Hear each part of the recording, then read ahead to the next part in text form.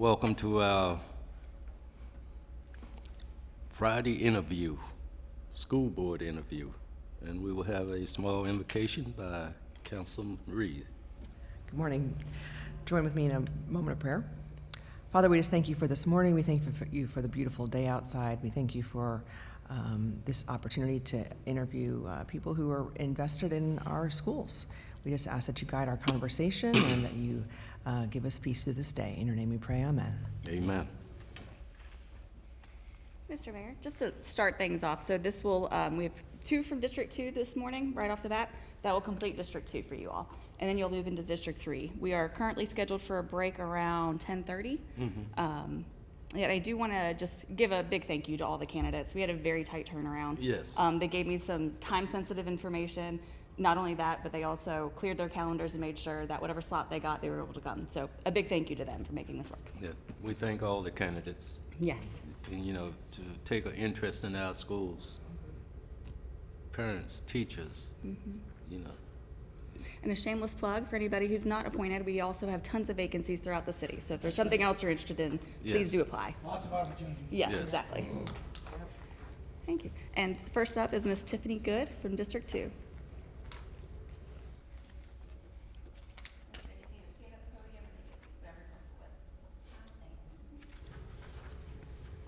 Welcome, Ms. Good. Good morning. Good morning. Mr. Ferrati, you want to start your questioning? Sure. Good morning, ma'am. Good morning. We have a great opportunity with addressing academics and testing in Lynchburg City Schools. The scores are not where they need to be, and in fact, they're towards the bottom. And so I want to see the next slate of school board appointees focus on academics and testing improvements in those areas. Yes. So as you're an applicant, if you are appointed, how would you address those items? First off, I think that we should try to use the tools that we are using now, such as AI and computers, but also go back to the original ways of writing and reading and being able to fill in, bridge the gaps of those things. I think students have been too dependent on AI and computers so much that they have not challenged themselves. And it's a lot on the teachers as well, because it puts them in a position where they have to get certain scores up to a position too quickly. So they're leaning on that as well.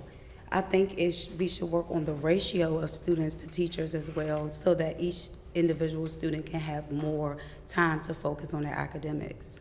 So if I heard you correctly, I'm hearing a focus more on traditional methods. Yes. And then as well as reducing class sizes. Yes. Is that correct? Yes, sir. Thank you. Ms. Reed? Thank you. Good morning. Thank you for being here. So,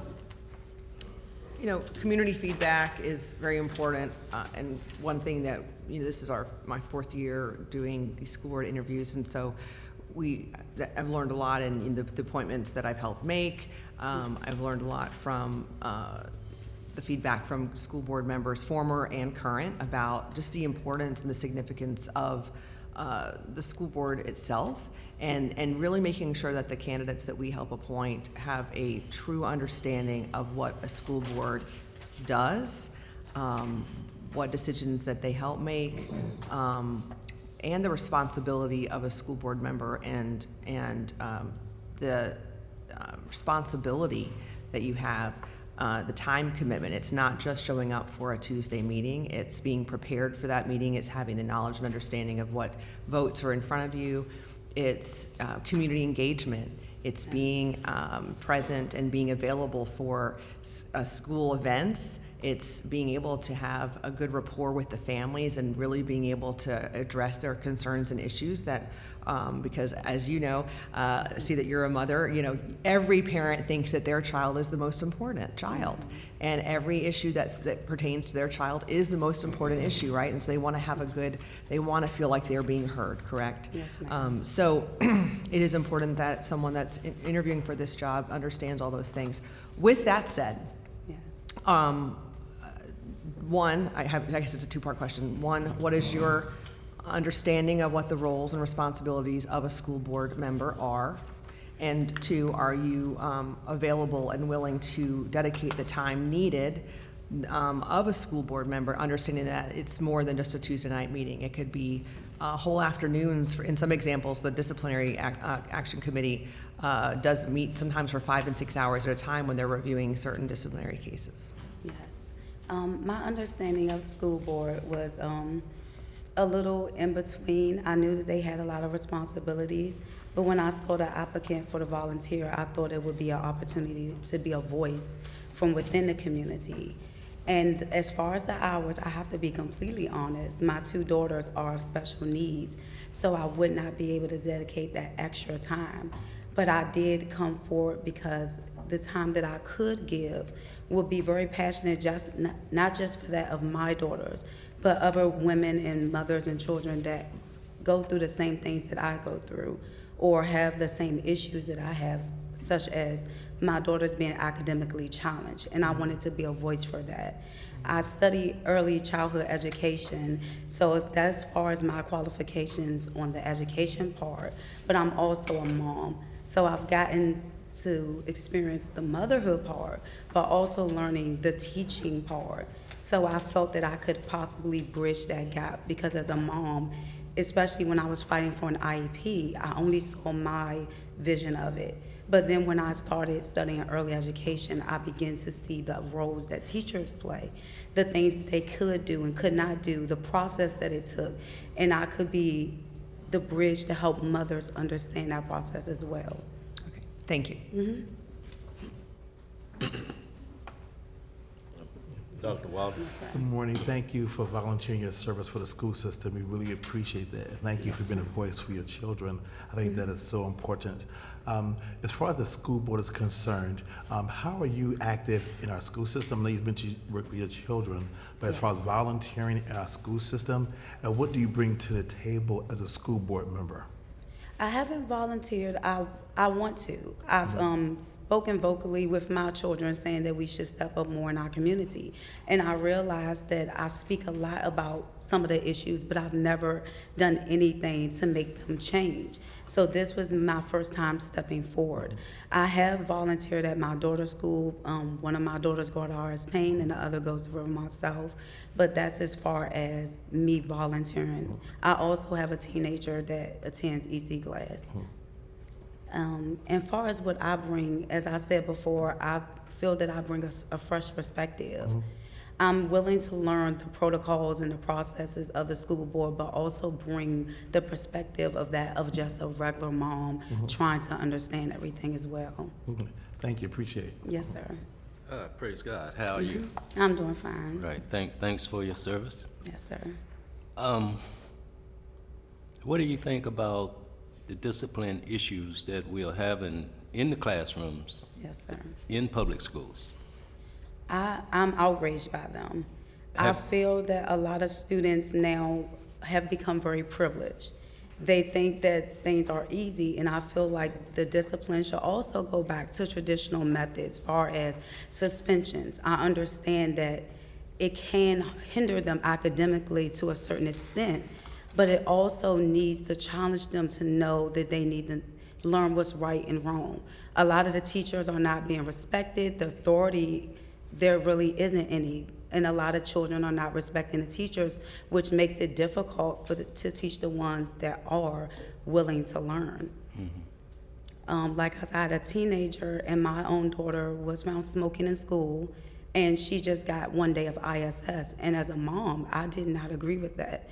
I thought that that was just a slap on the wrist, and it wasn't enough to force her to not want to do it again. Okay, so you're a strong disciplinarian. I am. Yes. Thank you. Yes, sir. Mr. Dingman? Thank you, Mr. Mayor. Thank you, Ms. Good, for your willingness to serve. Yes, I want to sir. recognize that, and it is a sacrifice, and I understand that a lot. So thank you for coming forward today. Yes, sir. I want to honor that.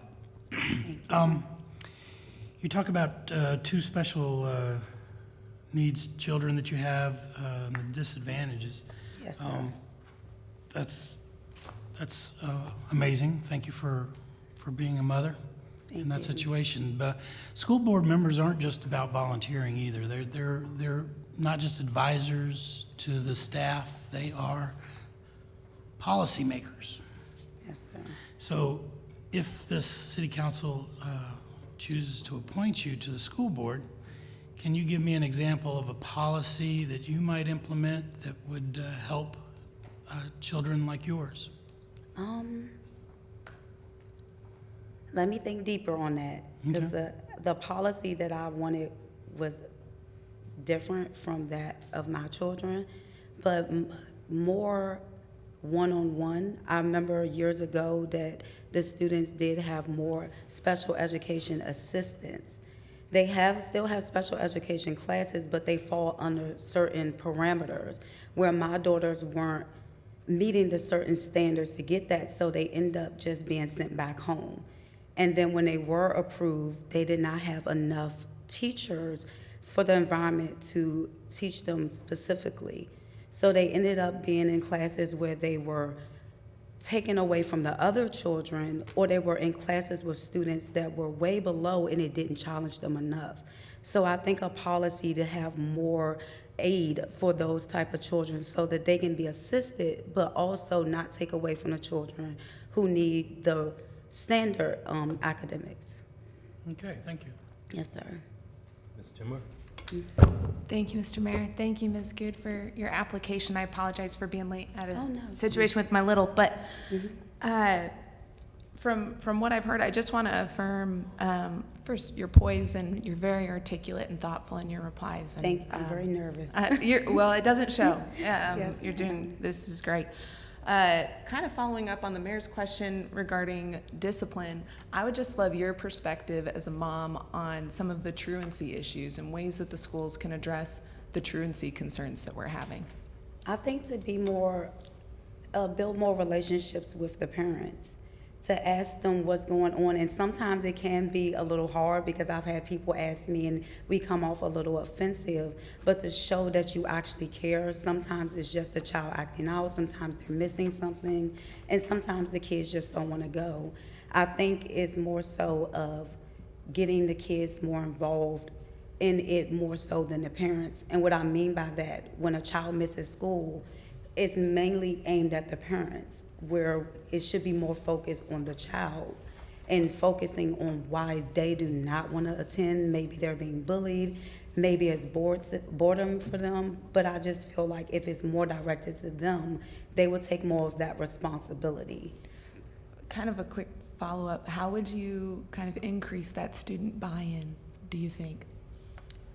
Probably peer interaction. I know kids normally lead by example, and it's mostly now with everything that's popular. If we can have students that have high accolades, that are doing well in school, that make it seem more cool to them, they might follow them. A lot of kids just don't have guidance, so they follow what they think is trending. But if they see students that are actually making it, and they see that it is appealing, they might follow them. Thank you. You're welcome. Ms. Varady, second. My second question to candidates has been related to public trust.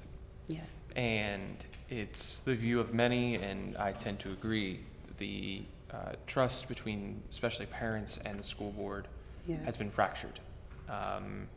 Common examples would be the school closure process, how that was handled, saying you're going to go one direction, going another. Could be principals, teachers leaving and not getting real clarity on path forward or justification for those decisions. Yes. I'm not asking you to really articulate, unless you would like to, on Yes, sir. those examples, but those are just examples of things that have Yes. negatively impacted that relationship. So Yes, over sir. the next 3 years, what would you do to work to improve that relationship, especially with parents? More open communication, events where, other than the school board, because I think this can be a little tense, where parents can come out and voice their opinions, tell you all what it is that they need. One of the situations I feel you're hinting to, but allegedly, of Dr. Roy leaving. I followed him since elementary, and I was one of those parents that was very taken aback when he had to leave or whatever the situation. I feel like if there was a time where they could explain or give us a heads up. He was very embedded into the community, and by him just having to go so abruptly, it kind of throws off that security blanket of knowing that that person that was there for our children, that was understanding, that spoke with us, is now gone. So now who? If you can, the new person that's taking over, give them a chance, and the person that's leaving prior kind of introduce the new person, is kind of telling them, like, this person is safe, they're going to be understanding, I vouch for them, rather than just having a new person come in and now I'm the new rule person. Ms. Thank you. Reed? Oh, Ms. Reed? Thank you. I love you. You're awesome. You're really, I mean, Thank you're very articulate and very helpful. And I also appreciate your honesty for my first question. Yes, ma'am. So I think based on some of what you said, maybe the school board may not be, the responsibility and the time commitment could be a lot for you based on your responsibilities with your children, which I Yes. have such respect for. But I think that there is a place for you. I don't know if we have, and forgive me for not knowing this, is there a parent advisory committee? That is absolutely where you need to be. Yes, Because you ma'am. have, Used to have it. Thank you. we don't know if we have an active one though right now in the school board? They probably don't, I'm sure they probably do. Yeah. That is exactly where I think you belong, because there's a place for you. And the value that you have with with what you're saying, because the perspective of the parent is so valuable. And the wisdom that you have, and the place that you speak from the type of mother that you are, as far as the children that you represent, Yes. and their voice that needs to be advocated for, but just all that you've said this morning is very powerful and valuable, and worth being heard. And I think there's many parents, and I think that's exactly kind of where I would see you. But your children are obviously your first priority, Yeah. and you have a lot on your plate. So I think that's why I asked that question, and Yes, I want to make ma'am. sure that I lead with that question for everybody, because it is a huge responsibility, and we're hearing from the community, and like I said, former and current school board members, that they really want us to make sure we ask that, and people understand that it really is a time commitment, and that's what they're needing from the members that we're looking to appoint. But I think you're very valuable, and I would love to see you somewhere, Yes, because I really love what you've said so far. Thank you. Thank you. Dr. Wilder? Yes, again, thank you again for coming today. I really enjoyed talking with you. One question I have is, I think the biggest problem we have, one of the challenges we have, is parental involvement. I know we talked about communication and things like that, but what suggestions do you have to get more parents involved? Because, I was on the school board for 9 years, and we kind of studied it and things like that. And of course, I'm a parent, and I work with parents, but when I go to different meetings, it seems like the problem is, the challenge is getting parents more involved. Like, we've had events where I work, and they'll do like a PTA meeting there, or SOL prep meeting there, and like 3 parents might show up, that kind of thing. So what suggestions do you have to get more parents involved in our school system? I think whenever you can, because I know it's a lot of parents, to try to meet with them one-on-one at a time and try to gain some rapport. A lot of parents don't show up, not because of time, because of fear. I've had many IEP meetings, and I wasn't always so pleasant. One with Dr. Baldwin, and we always bumped heads, and I felt like she just did not understand what my children needed. But after a while and getting to talk with her one-on-one, we've created a great relationship. So now, because of her, when I go into these meetings, I'm more calming. I know how to voice my opinions. I'm understanding. And also with the meetings, a lot of parents just don't understand the protocol. It's not given in layman terms. So when you're saying this amount of time frame, we're thinking, we can get it after this process, and that's not how it's articulated. But if you can have someone sit down and really talk on their level, it wouldn't come off as offensive, and they'd be more open to coming to more events. Thank you. You have touched me. Thank you. I appreciate it. Thank you. Appreciate it. Thank you. So how do you feel about cell phones in public schools? I do not like them. I joke with my children because I'm a millennial child, so I was right at the peak of technology, but I feel like they are a great distraction. Kids already have that outside. I feel like in the school place, it's not meant to be there. I know some parents have voiced that for emergencies, but I come from an era where we had emergencies. We asked to use the phone that was there. I feel like a lot of kids are skipping school, they're meeting up with friends, they're bringing other things into the school because the cell phone gives an open door to that. If they're in class and they're focused just on schoolwork and what's in front of them and they don't have that distraction, their education also wouldn't be as hindered. Okay. I don't want you to be discouraged. I ran for city council 3 times before I was elected. Okay. So don't give up. Yes, sir. Okay? Don't be discouraged. Just keep your focus. And if you don't make it this time, come back, please. Come back. Okay. Yes. Mr. Deemer? Thank you, Mr. Mayor. Ms. Good, I appreciated your thoroughness in your answers. They're very articulate. And I agree with my colleagues that there's definitely going to be some opportunity for you to serve in the city that you obviously care about. One of the reasons I ran was, and when I was running, I had a lot of parents come to me because I didn't have any children in the public schools, but they told me they were really concerned about some of the topics in the books that were visible in the library to children even in elementary, but middle school.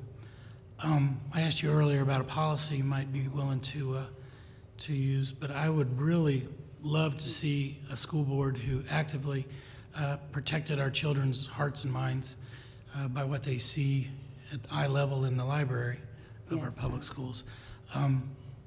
Would you be interested at all in formulating a policy that might address that made sure it was age-appropriate materials? Absolutely. I feel like it is not addressed enough. I've had a teen daughter come home with a book that was going too much into sexuality, and it was labeled teen, so she thought it was okay until I looked it up and read it myself, and I didn't like it. I feel like a lot of children are already exposed to that, but their minds are not ready for that type of information.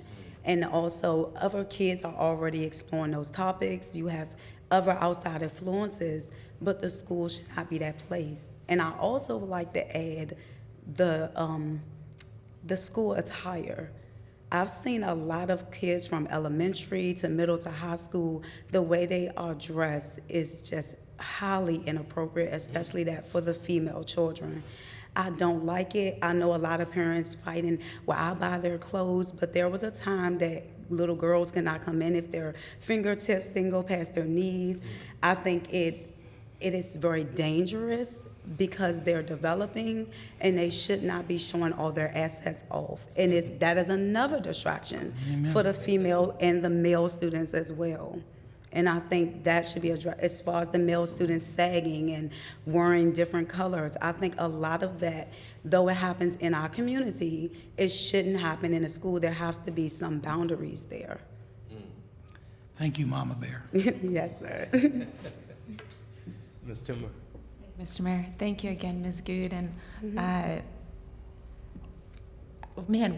I think we all love you. I think we've all fallen in love. The District 2 is a hard one right now for a number of reasons, but I think we've all fallen in love with you. So my question would kind of be day one.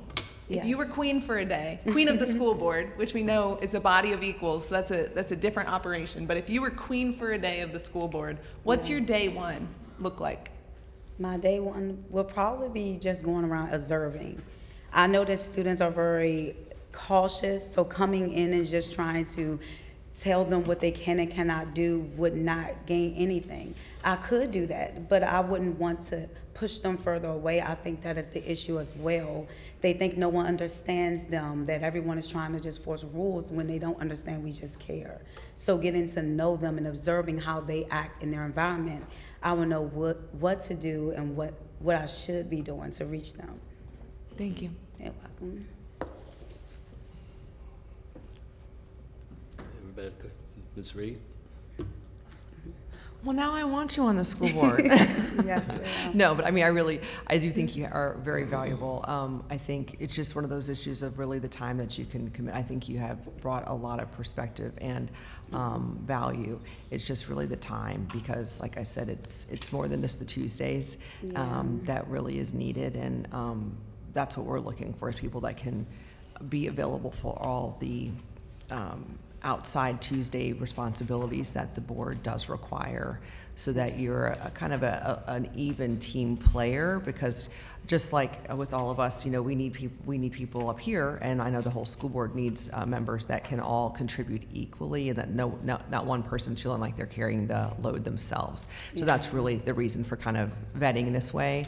And you also don't want to be the member that feels like you can't contribute equally too, because of your own responsibilities. And so, but I think you have so much to offer, and I was raising my hands over here to your comments about the attire. So I just wanted to add, you know, I think, again, we want to find a place for you for sure. If this doesn't work out for you on school board, I think there's definitely places to, for you to be. And like our clerk said earlier, we have boards and commissions and other places too. So we'll see where this goes. But again, thank you so much for your time today. Thank you It's been all. delightful.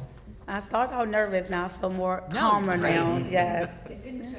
Yes, ma'am. Well, thank you so much. It was lovely speaking to you all and listening to my ideas, because I've only been having them all going around my house and saying all the things, and I'm finally got the opportunity to voice those. Even if it doesn't make an immediate change, just to put it out there is enough. Yes. But thank you all. And you will come back, right? I will come back, yes. My kids will start to get older, so there'll be times, but I will try to be more involved, Yes. just so I will understand how the process goes. Yes, ma'am. Yes. Thank you. Thank you. Up next, Mr. Mayor, is Dr. Toby Johnson.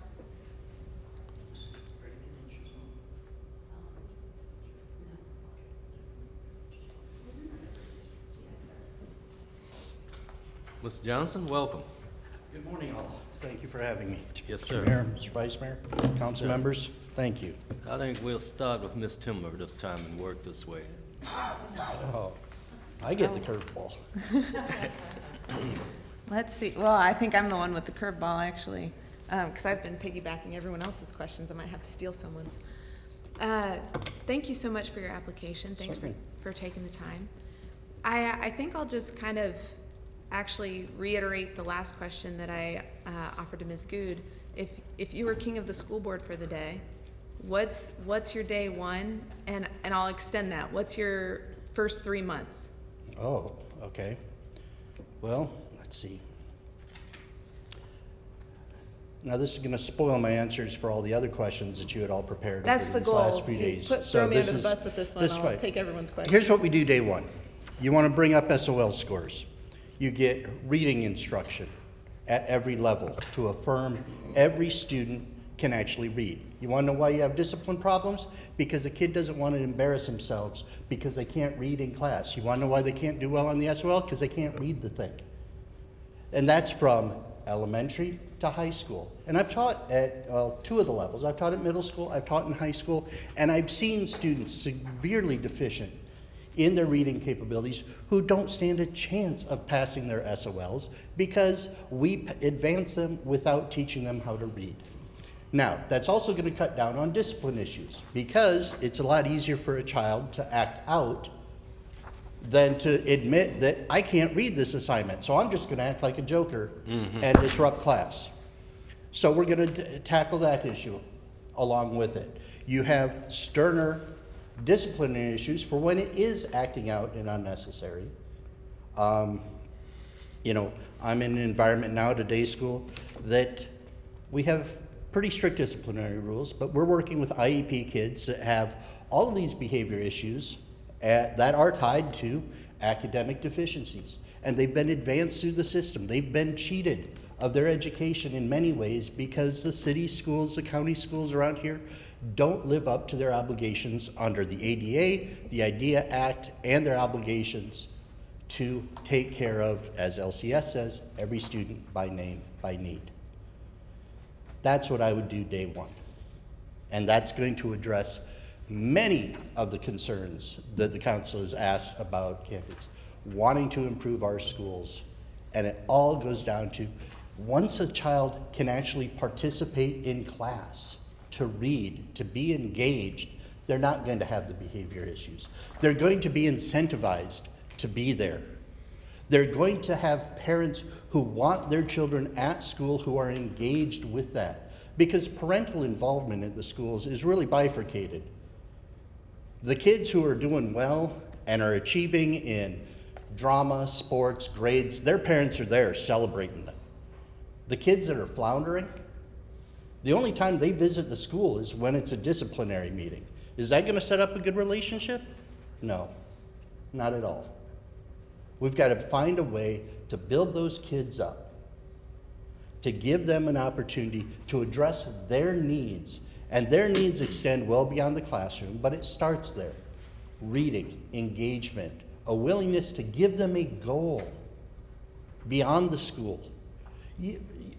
So many are treating education as a product, and it's a process. It's a process that we have to invest in to make these things work for children, to build these skills so they can go into various fields. Now, I don't expect every one of my students to pursue a PhD like I did, but I expect them to work their butts off to try to accomplish something so they can do something good in life, to make a contribution to their city, their community, in some way. Now, if that's take over dad's business and continue that, if that's go off and get an education somewhere, go visit new parts of the world, see fantastic and interesting people, serve our nation in some other service capacity, there's a lot of things to be done. And we need to have an educational system that will address that variety of potentialities. But it all starts with, if we can't teach students how to read, and we have a whole bunch of kids in an 8th grade classroom who can't read above a 4th grade level, those 8th graders aren't going to get an 8th grade education. And it's not going to get any better in 9th grade, nor 10th. You know? And so if you want parental engagement, you've got to give the parents, show them some results, show them that their kids are accomplishing something, show them that they're doing some good at school, that school is actually paying off for them. And now I think I've appropriately addressed like the next 3 questions that were prepped there. So thank you for letting me sum that up. In summation, thank you for your time. Thank you. Mr. Deemer? Yes, thank you for applying. I've mentioned this to everybody. I Appreciate know it. it takes a lot to stand behind that podium and put yourself forward like this, and I want you to know I appreciate it. Okay. My question, the first question I have has to do with the fact that it's a legislative position. Volunteering in our schools is great, and we have thousands of them, and they're important people that contribute their volunteer time. But that is really not the role of a school board person. Certainly they are allowed to volunteer, but they're legislators. So policy-wise, day one, like she kind of said earlier, do you have any policy ideas that you think will reverse the direction our schools are currently going in?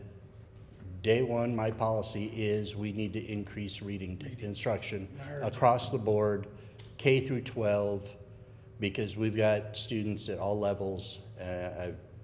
So social promotion needs to just stop. It is a hindrance, but we are tied to the fact that graduation rates are also linked to state funding. Yep. And disciplinary rates get tied to things like that. And HR issues get tied to disciplinary actions. When you're saying students are misbehaving in class too much, or referrals don't get addressed by admin teams. These are things I have seen myself in schools and have my friends who are teachers talk about.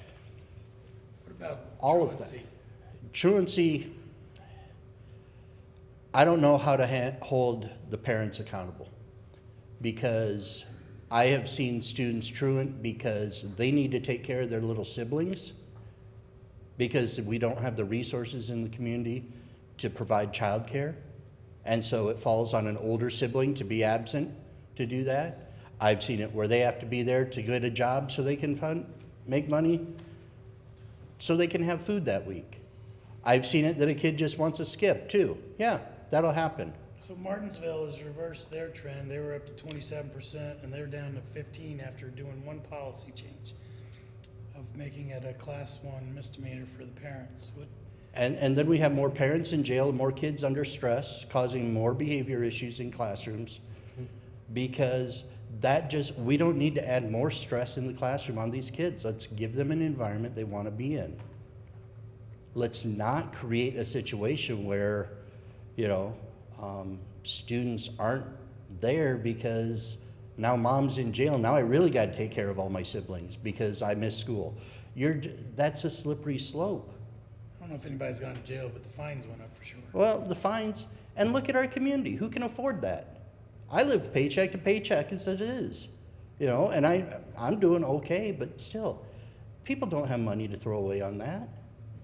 There are bigger concerns. Let's try to address ways to get these kids in school so they can be active and engaged and make school a place they want to be. Because on the flip side, I've also seen kids who the majority reason they're there is just so they get breakfast and lunch.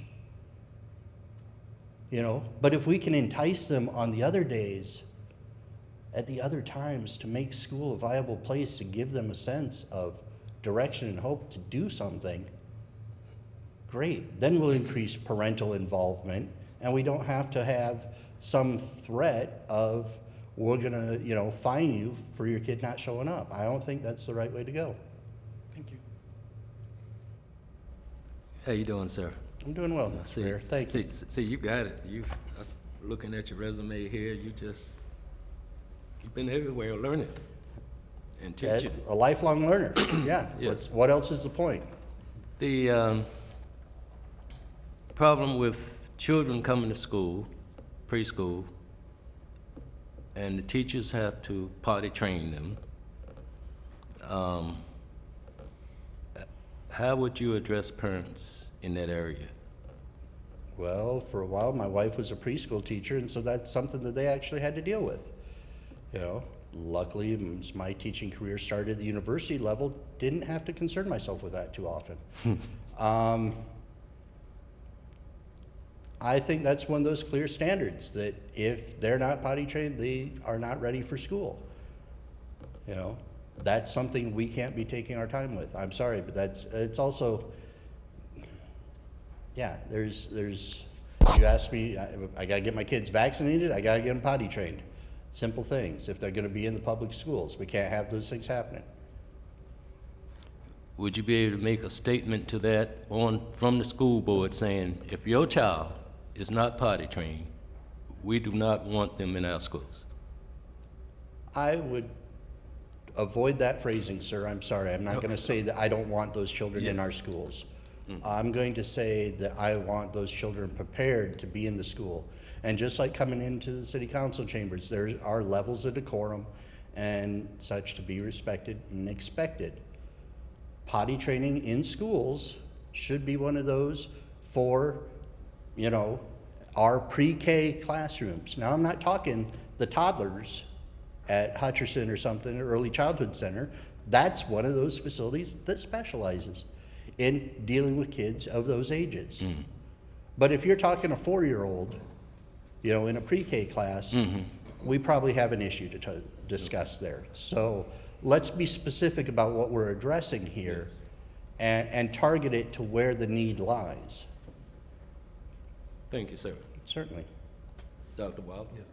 Thank you so much for your willingness to volunteer for our school system. Appreciate We greatly appreciate that. Now, I noticed you work at a private school. Would that have a conflict with Lynchburg City School System or being a staff member there?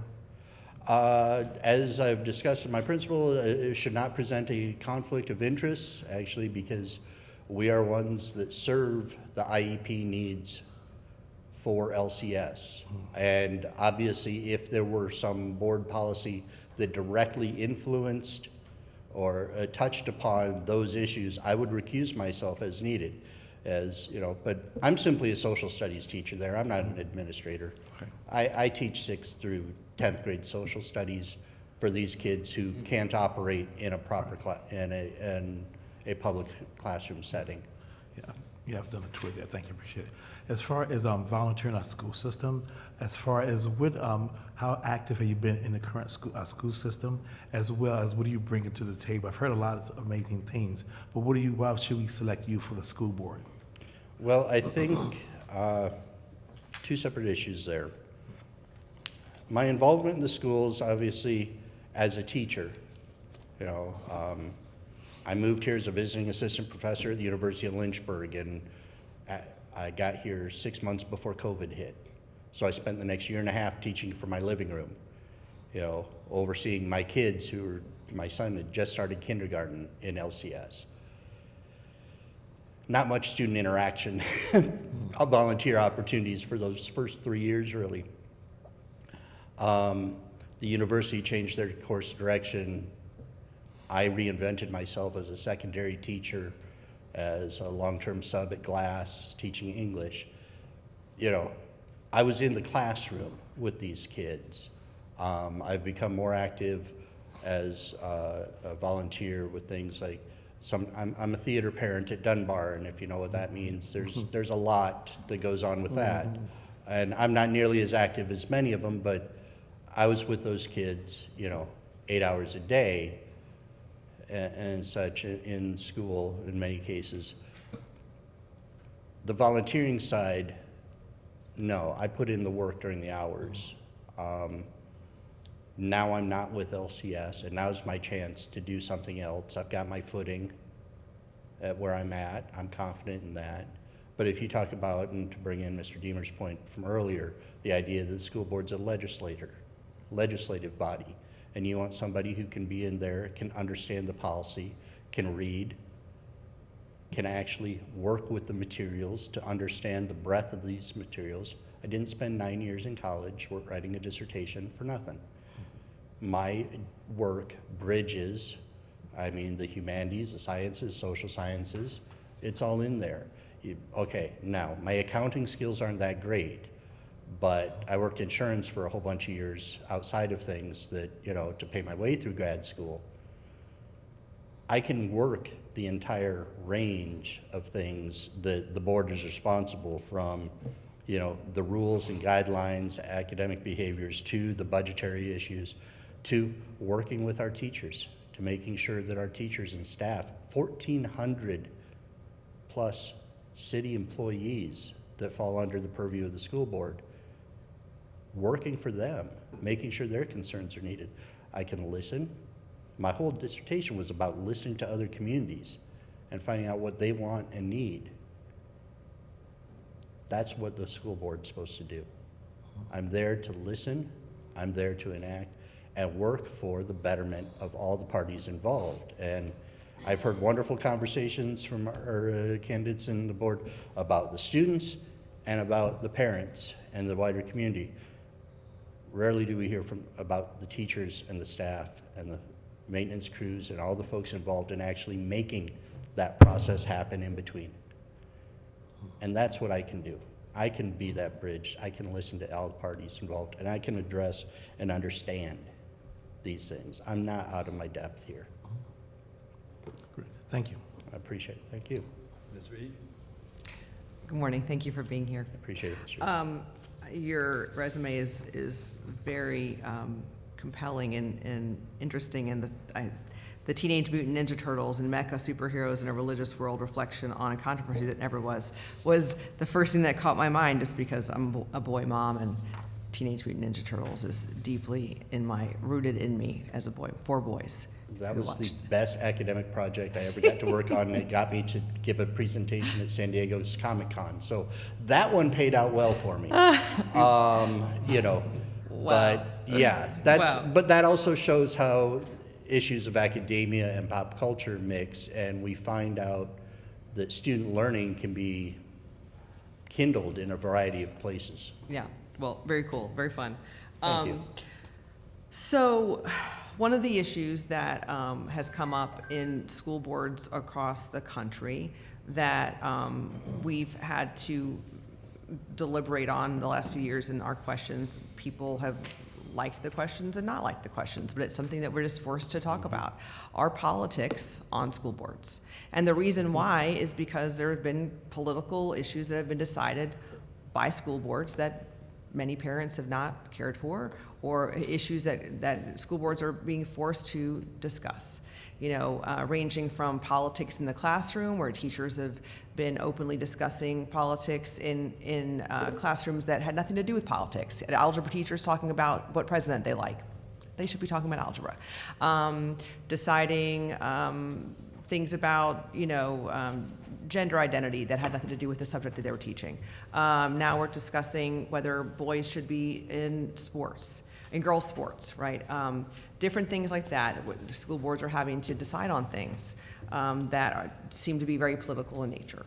So, unfortunately, those are questions that we're having to deal with when we're asking some of our, interviewing our candidates.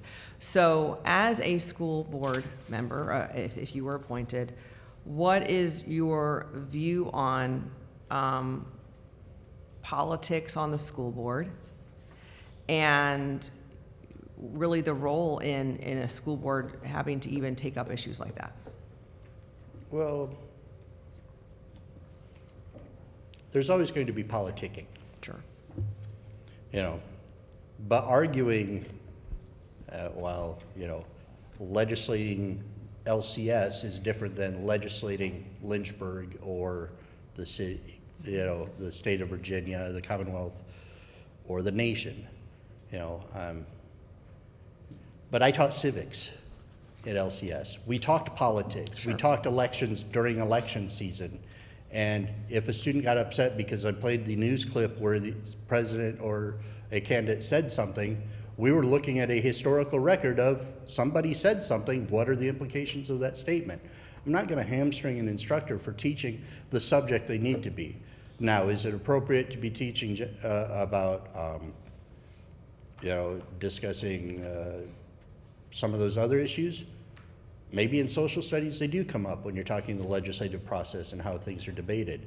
But it's not the outcome of the debate that is the focus. It's the debate itself that is the focus. How are these elements being discussed? How are they being presented? What does it mean when somebody takes the stand here in a city council meeting to advocate for an issue? What's it mean when they step before the school board to speak on an issue? We discuss those policies. Now, when you're on that side of the bench, what's your role? Same as what you all have to endure and go through and consider as you reflect upon these issues. Mm-hmm. What matters? What does the law say? What are my obligations to the parents, students, faculty and staff members, the community at large? And how do we navigate a legal, lawful, and ethical way through that? If you're asking me for a declaration of how I would decide each of those issues right now, ma'am, I can't provide that. But I can tell you that I would deliberate, I would talk with those trusted friends that I have, about these concerns. Mm-hmm. And while I have my ideas, I'm of the understanding that I'm not the sole voice on any deliberative body. We work together. And if I differ from an opinion given by others, we will talk about it, and we can do so kindly. That's what academia is all about, it's not about throwing bricks, it's about how can we move towards a solution. And I think many, many folks these days have lost sight of that goal of politics, is working towards a solution and creating a better community. I still have 2 kids in LCS. My goal is the best schools for them. And I have lots of friends working in LCS. My goal is still the best world for them too. Mm-hmm. And this is my city now. Mm-hmm. I want the best for it. Good, thank you. Thank you. Mr. Ferrari? The public trust question, I'm sure you're aware I'll be asking. How would you address it? Like I said, public trust begins with an investment, knowing that the school board is listening, that the schools are there to work for the people.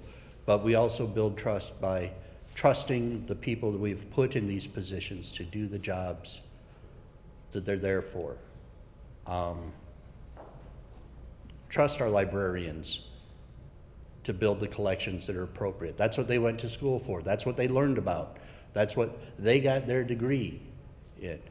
Trust our teachers to be looking out for our kids because this is what they've trained for.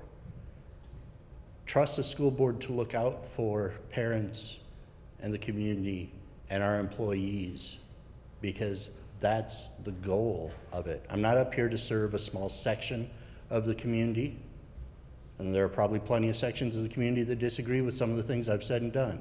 Fine. But on the school board, and when their kids are in the classroom, it doesn't matter. We're there to make sure that those kids succeed. If that's the priority, that builds trust.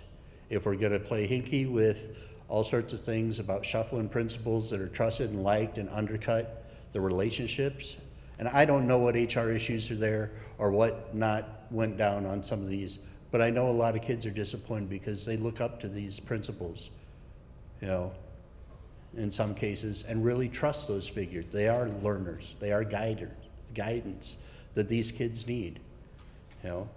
But when good teachers are let go, that causes concern too. And that undermines the trust from the kids.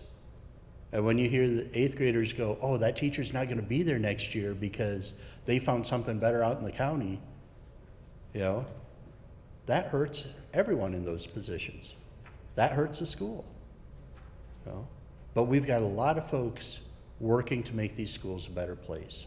A lot of parents who are invested in trying to do that through interactions. They're volunteering, they're working the PTO. You know, we keep building. It's going to be a while to rebuild the trust, but those are the first steps I would be taking. Ms. Timmer? Thank you, Mr. Mayor. Thank you again, and appreciate the decisiveness and clarity of a lot of your answers.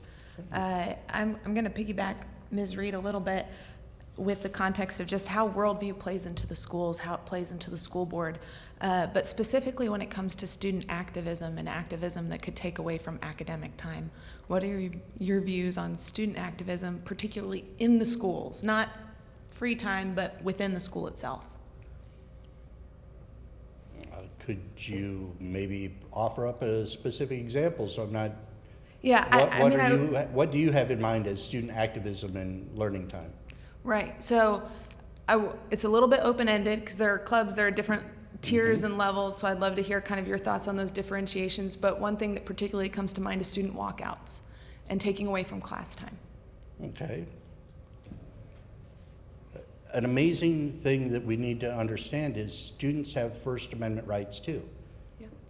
And that applies to everyone in this nation. And if that's what they choose to do, great. But there are also rules of the school, and there are consequences. If that falls under truancy, hey, they deal with it. You know, those are the rules. We have other rules that we have to follow. I may think it's okay to go really fast up 12th Street, but no, there's a speed limit. You know, I deal with those rules as I will. You know, saying that students shouldn't be able to walk out, no way, no. Let them express themselves if they have a concern. But if I were their civics teacher at that moment, I'd say, now is there a better way you could do this than staging a walkout? Is there another alternative? Maybe we should stir them towards that, you know? But in no way am I going to stifle somebody's First Amendment rights that way. Thank you. I appreciate the answer. And just kind of a quick follow-up. What is your thought when it comes to kind of instructor-facilitated activism in that kind of way? So a teacher, let's say in LCS, encouraging the walkout or facilitating that activism engagement within the school setting. Well, as opposed to like an organic. okay, yeah. If a teacher spoke of that, and I heard about it, I'd probably encourage the teacher, what are other options? But as if folks in this community don't understand, drama is attractive, right? It gains attention. It gets the news out there. A student walkout is going to get news attention. It's going to draw attention to that issue. Sometimes that's necessary to make a point heard. You know, sometimes that's appropriate. Now, would a student walkout over, we really don't like the dessert choices in lunches, be appropriate? Probably not the time to use that. You save that for the big ones, like, oh, are they abusing our students in the gym department? You know, something, you know, is a coach a little too handsy or something. That would be one of those. I'm not casting aspersions on anyone. I mean, that's just an echo of the Ohio State situations over the past. You know, there are times when you need a big activity to draw the attention needed to a big issue. You know, but there are other forums, like, could we arrange a group of students to go talk to the school board, to talk to the city council? There's plenty of spots here for kids. You know, there are plenty of ways to direct students to participate in our community, and that's what we should be encouraging. You want to create citizens, let them have the rights of citizens to speak out. Our freedom of speech is the right to protest, the right to petition our government. You know, it's all there. They need to be counseled in how to do so because they're kids. They don't always make the greatest decisions. They don't know yet. They haven't been taught. They don't know all the options available to them. That's why we have teachers who are trained to show them those ways. Thank you. Certainly. Mr. Deemer? Thank you, Mr. Mayor. I see the role in the leadership that you just talked about of the school board being that of somewhat of a guardian of our children's hearts and minds as well.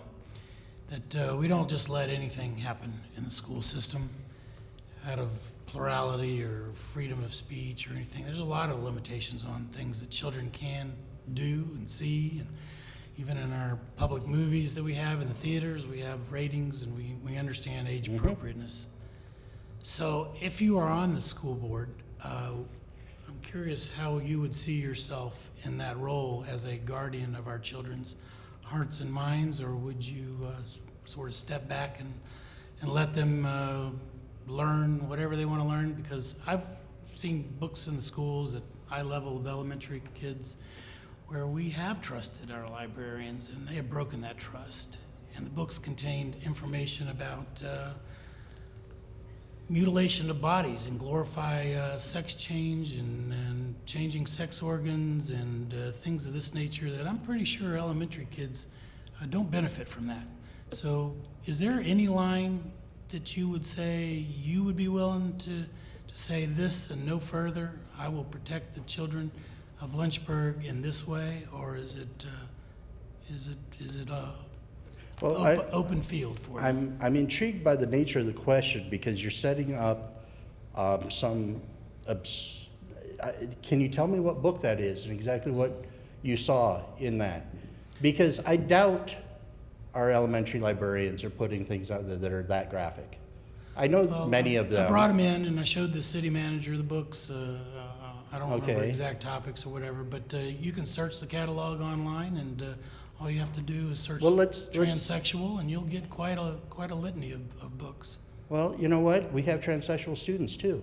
I understand And that. we need to protect them and know that they and understand them, and other kids want to understand what their friends are dealing with. And I'm not going to put a placard out there, but you know, this is the difficulty of it. And our nation's been grappling with this for years. The definition of art, the definition of pornography, the absurd things that are being said about what's happening in schools without specific evidence. You want to talk about a book? Let's review a book, and we can do that. If there's a specific book that's causing trouble, let's look at that and see what socially redeeming value it may have. But just castigating a wide swath of things and saying, oh, is there a line? I don't see how only the most radical assertions could be made at that point. You know, how would you ever accommodate a diverse society that includes multiple perspectives? That everyone has a right to participate in their community, and you're just going to say, we're going to wall off certain elements of that to people.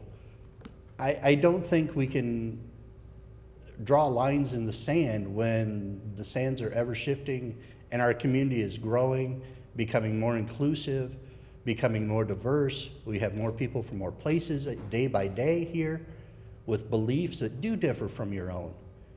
And I'm sure they'd agree, yeah, showing graphic transsexual mutilation, you know, the actual surgeries and stuff, would probably be a step too far. But the book about a penguin with two dads, you know, shows how, you know what, other people love each other too, and they can raise a family. And that's something that should be promoted. So I think we need to be wise about how we approach these issues and not just, you know, throw out burning cinders towards them, but let's look at the issues and what's happening. And if there is a book, Mr. Dean, bring it to the librarian. Let's review those. You know? But just asking for some, you know, ultimatum, that's not how you do politics. That's a hostage situation then. You know, and I don't think our school board or our students should be held hostage to a belief like that. So my question was, do you have a line? It doesn't sound like you have. No, I offered that there are things that, yes, I agree, there shouldn't be. But Like what? I'm not going to, I did say that if it's going to graphically describe the surgery, yeah, that's probably not appropriate for that's not middle, elementary schools. But, you know, there are things. But art is subjective. Am I gonna, you know, are you gonna cause a problem if a, you know, 11th grader paints a figure study and it's a partial nude? Is that too much of a line? When a student creates art, you know, can I show Botticelli's Venus as a classic of art in class? Is that too far? You can't take this stuff out of context without understanding how it fits and how it can be used effectively to teach. I can't teach ancient Roman and Greek history without showing a few pieces of artwork that happen to have naked people on them, because naked people are all over that stuff. But it's culturally relevant and valid. Thank you. Thank you. Time, Ms. Alicia? Yep, we're just at it. I believe so. Thank you, Well, Mr. thank you all Johnson. for your time. I appreciate it. Thank you Thank for you, the interesting and engaging questions. Thank you. Have a wonderful day. Our next and last from District 2 is Ms. Letitia Lowry.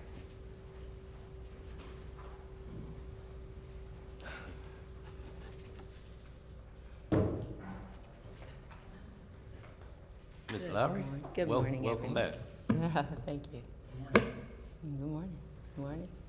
Mayor Ms. Vice Timmer? Mayor. Mr. Mayor, thank you so much, Ms. Lowry, for. Jacqueline, if I may cut you off, I know I am, I'm sorry. Mayor, there is a massive outage on Meta across the board, so Facebook will not be available. I've checked with our clerk. I think YouTube it may be, but it's still all available online on our website. I'm sorry for cutting you off, I just wanted to disclose that. Hi.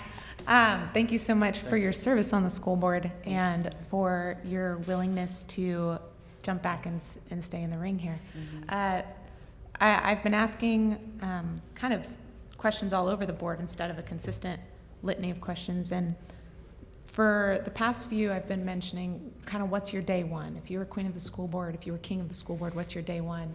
I think with your service, if you're reappointed with a continuation of service, what are the key things that you would keep promoting? And is there anything that you think needs a little bit of a course correction or a shift in that continuation of service? My first day, I would ask to be back on the Academic Success Committee, to still be on the Governor's School Committee on board, and still be at Laurel. Those have been very diverse areas, from children with disabilities to children that exceed very highly, and then for the academic success for all the kids in the school system. Things I would want to continue to work on that I've seen go forward with our new superintendent, with her focus truly being educating all the kids and keeping that the focus and nothing else. I'd like to see that continue to go forward, and in policies that we create, that we support that idea of let's educate these kids, let's get them working, let's get them on the workforce, if they're leaving, and let's get them ready to come to pre-K. One thing I would continue is to still promote, Gloria Preston and I created a pamphlet that outlined for parents from birth to before they enter pre-K of educational things they could do with their children that are completely free. I think I left it even at Mr. Wilder's center that he has, that, you know, read to them every day. There was a list, there's like 15 things. Even everybody has a cell phone. There's apps where you can do free things from alphabet to letters to numbers to, you know, I think the gap we have, and which there's another committee for that right now, but for the gap we have, it starts at home. So the parents have 3 years to work with their kids. So my push would be, you know, to reach out to parents, to reach out to centers. We delivered that, I personally delivered that to a majority of our business partners that replied back to me, plus city partners that other partners that we had reach out to me. So to say, I know you work with these parents that come for either food, supplies, or whatever, please, can you promote this pamphlet?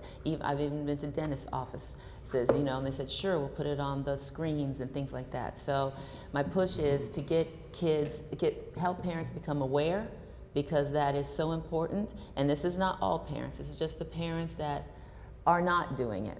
So to say, it's so important that you prepare your child before they even come to school, because you have 3 full years and they are doing nothing but observing and learning during that time, and that's very important. So that would be my push. Thank you. Mr. Deemer? Thank you, Mr. Mayor. Thank you for your service already on the board, and thank you for willingness to re-up. I think that that shows a real dedication to your job and your volunteering. Basically, it's volunteering.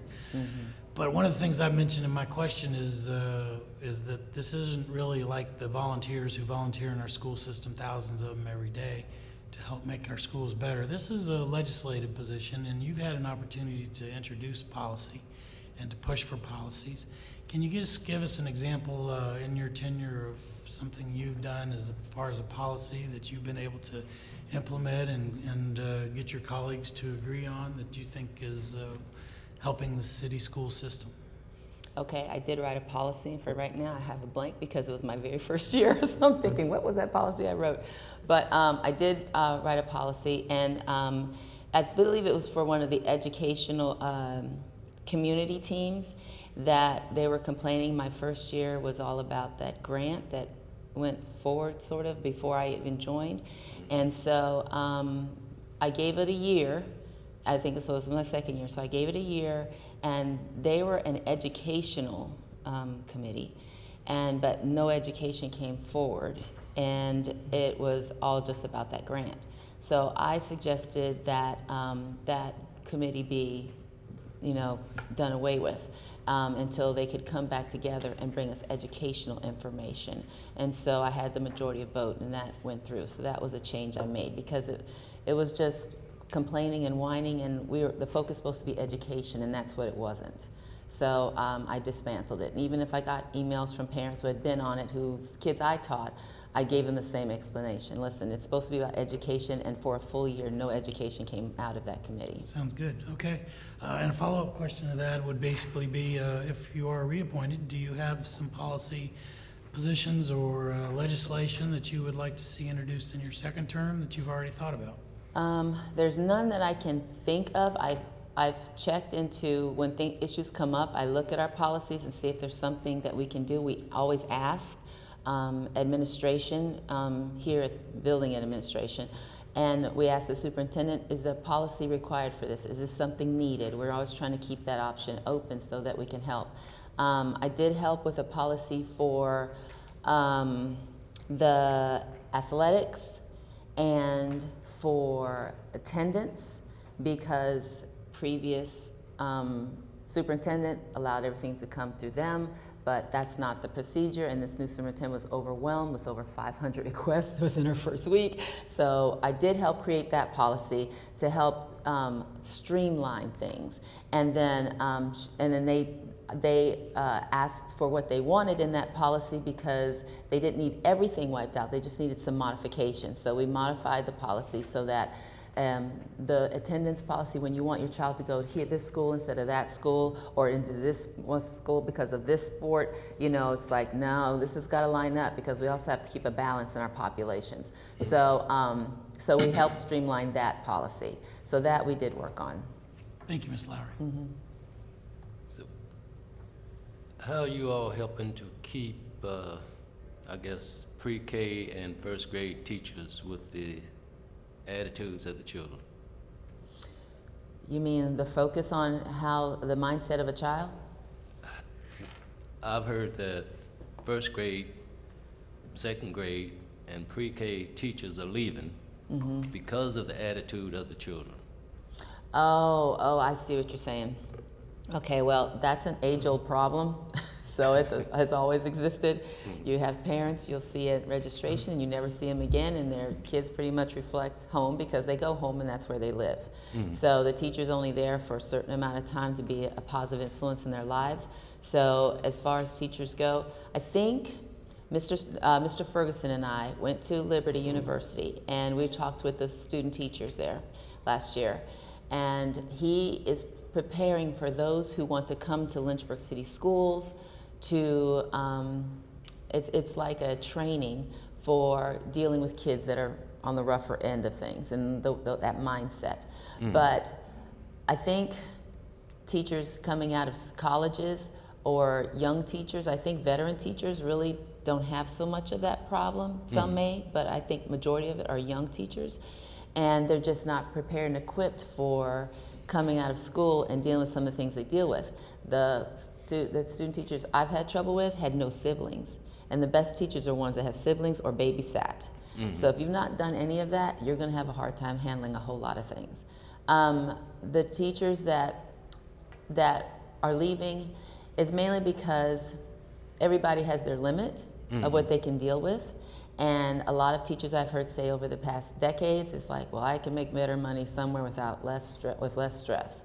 So if teaching really is not cut out for you, then maybe you should go somewhere else and open that spot for someone who can step up to the plate and really deal with the issues. For me, myself, even in tutoring now and working with students still now in the Lynchburg City school system, you have those kids, but you just got to look them in the eye and say, listen, this is your job. Your parents have a job, this is your job, and my job is to help you get there. So this is on you. Do you want to see this grade again, or do you want to go on to the next grade with your friends? So sometimes I think teachers need to stop and just realize they have to give children an understanding of how life is. Even though they're little, they're not dumb, they can understand. They're very smart. So you just gotta sort of meet them at their level where they are and bring an understanding to them. Now, if you're not cut out for that, willing to do that, you're probably gonna leave. Yes, So, ma'am. Dr. Wilder? Yes, thank you for your service to the school board. We really appreciate that, and your service as a teacher in our school system. So thank you for all of that. Looking forward, can you give us more information as far as the other committees you were on, as far as why should we reappoint you for another term on the school board, and what else are you bringing to the table? I would like to be reappointed because with this new superintendent and her focus, I worked in the school system under the past two superintendents, and this one is totally different. Her ideas are totally, well, they're age old, but they're fresh and focused. And she's not willing to bend a knee to compromise when it hurts the education of the students. So, and she's straightforward up front.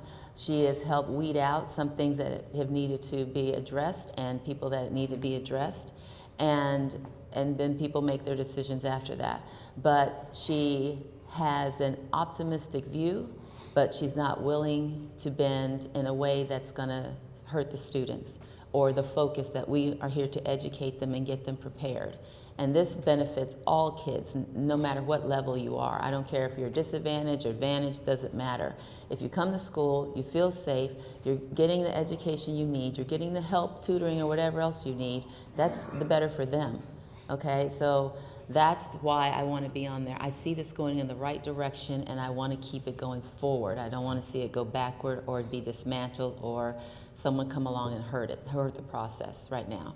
So, and what else I could bring to the table is to support our superintendent in what she's doing right now. Now, if I feel like that she's doing something that shouldn't be supported, then I'll address that too, just like I addressed it with the last superintendent. But she is all about these students with her whole heart, and I want to see that continue to go forward. Thank you. Ms. Reed? Thank you. Good morning. Morning. Good to see you. So you are a reading teacher or or reading tutor? Okay. So under the Academic Success Committee, it said that you said that you are helping with the Governor's School, the Laurel School, and then just regular students is how you kind of put it. Academic. Academic. So seeing that we're struggling so severely with our SOL scores, seeing that literacy is a crisis nationwide, but also in our schools. I'm curious as to if you've made any efforts for any type of policies or curriculum changes with reading. Maybe why, if so, well, first, have you made any efforts to do any type of changes specifically with our reading curriculum? Okay, well, we adopted a new reading curriculum. Like any efforts to make any adjustments and changing kind of how we're addressing reading within the schools? I mean, it's because that's something that you kind of specify in, like you focus on, or have you, with the Academic Success Committee, have you made any efforts Yes. with literacy? Yes, I've made efforts. I've spoken about the foundations versus Orton Gillingham, which I'm trained in, and other things. And there's a lane as a school board member, Right. and that's Right. not it. So I've had to learn lanes. Yeah. But I've seen a strength in some, but the ones I see a strength in are very expensive. And they cost a lot of money, like $2,000 per teacher. Right. So you can't afford to do all those things. I guess we got a grant when we did Orton Gillingham the year before I retired. And so that's what I use, and it's very strong. But the system has picked its curriculum, and so we are to support it in the way we can. As far as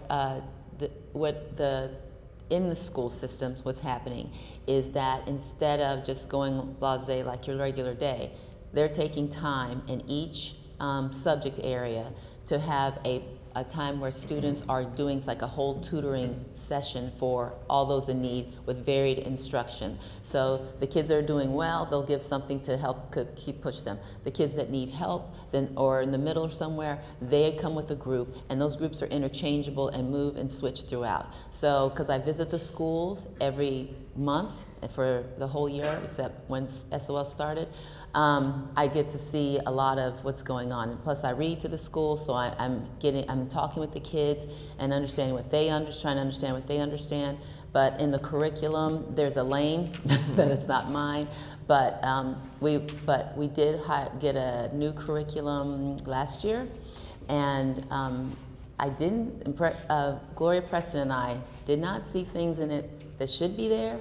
Like, for instance, she was a high school teacher, and there was high school material in the 4th grade. And as a 1st grade teacher, I saw things in kindergarten that were 1st grade level, second 9 weeks. I'm thinking, this is incredibly too hard.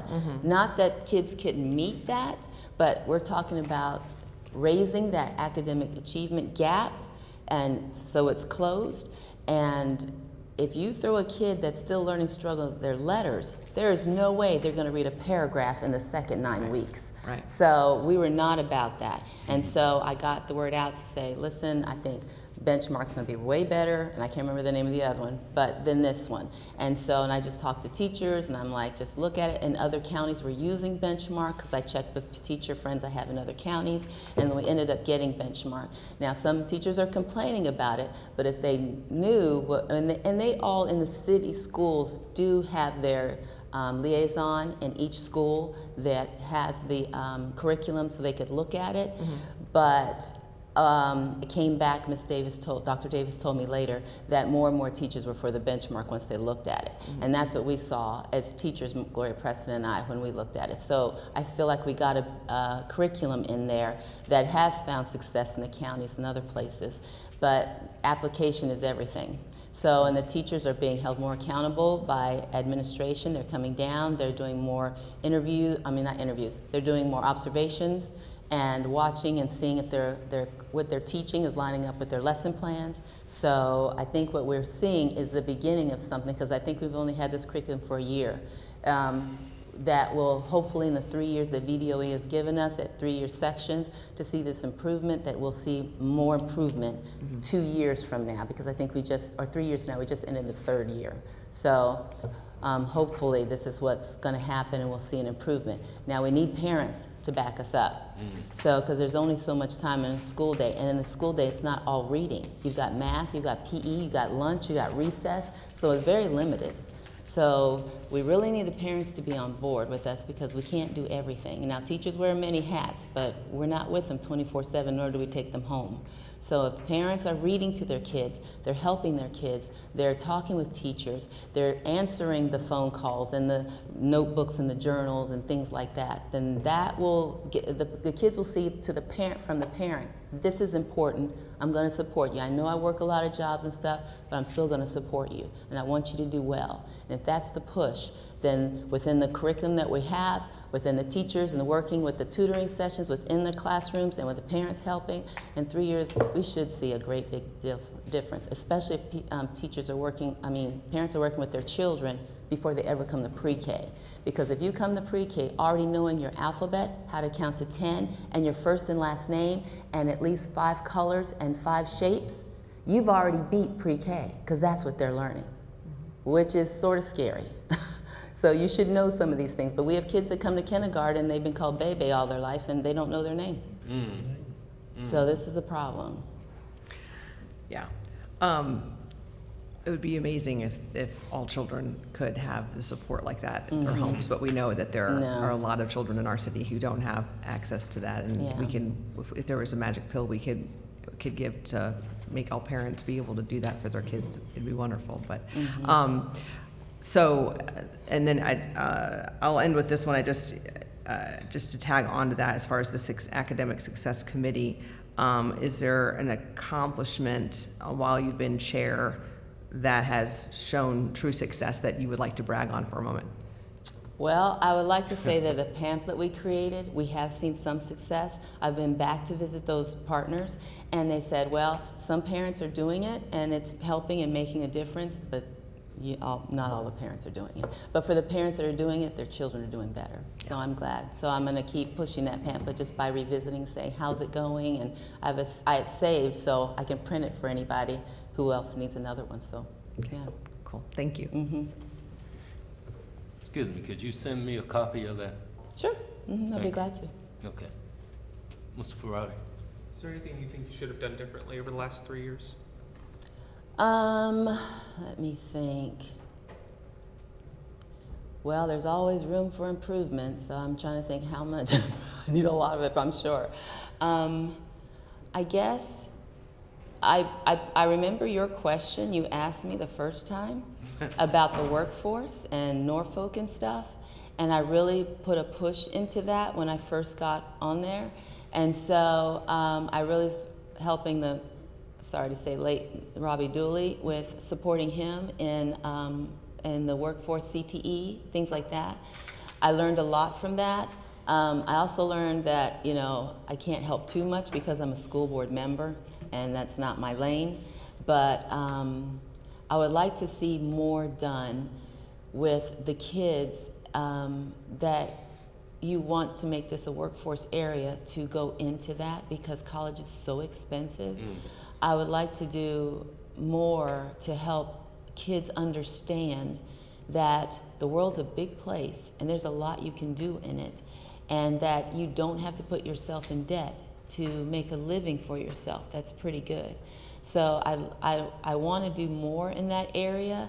I've been told I have to be careful. So we have 3 entities. We have our CTE, we have Beacon of Hope, and we have Legacy. And all kids can benefit from all three because we have a vast variety of kids that can go in all different directions. It's like not having enough services to meet them all idea. So I would like to do more to help kids understand that your future is as bright as you want to make it, and don't limit yourself. So I talked to a girl, it was a black young lady at Heritage last year at graduation area, like maybe Mayish, and she had just gotten an award for something. She was about to graduate, and she got it in accounting. I said, oh, so are you going to stay stateside or go live in Europe and work with that job? She stopped right in her tracks. It had never occurred to her she could leave outside the city to do this job. I'm like, yeah, the world's a big place. So I don't think kids understand all that there is out there. I have a better understanding growing up military and living in other places in the world, but I don't think kids here do. And we got to open their understanding to say, hey, listen, you can stay here in this workforce, or you can take it anywhere. And you can do it like with Legacy. They're helping kids get seniors do their internships with companies that are here locally and in the surrounding counties for their whole senior year. And at the end of that year, they're graduating from high school and getting a job starting anywhere from $40,000 to $60,000. And then Legacy stays with them for a full year to help them get their first house. That's amazing. Yes. So, but I don't think a lot of kids aren't jumping on board with this, and I'm not sure why. So I have been pushing and pushing for, at Glass and at Heritage, these kids need to come to these Legacy meetings when they have them, but they're still having a hard time filling up the arena. I went to one at Glass, and there were kids in the auditorium, and I spoke to the kids, but there was maybe, because it's voluntary, but there was maybe 30 kids in there out of the whole high school. Now, not everybody wants to do workforce. Some want to go to college and stuff. But let's say you take a year off.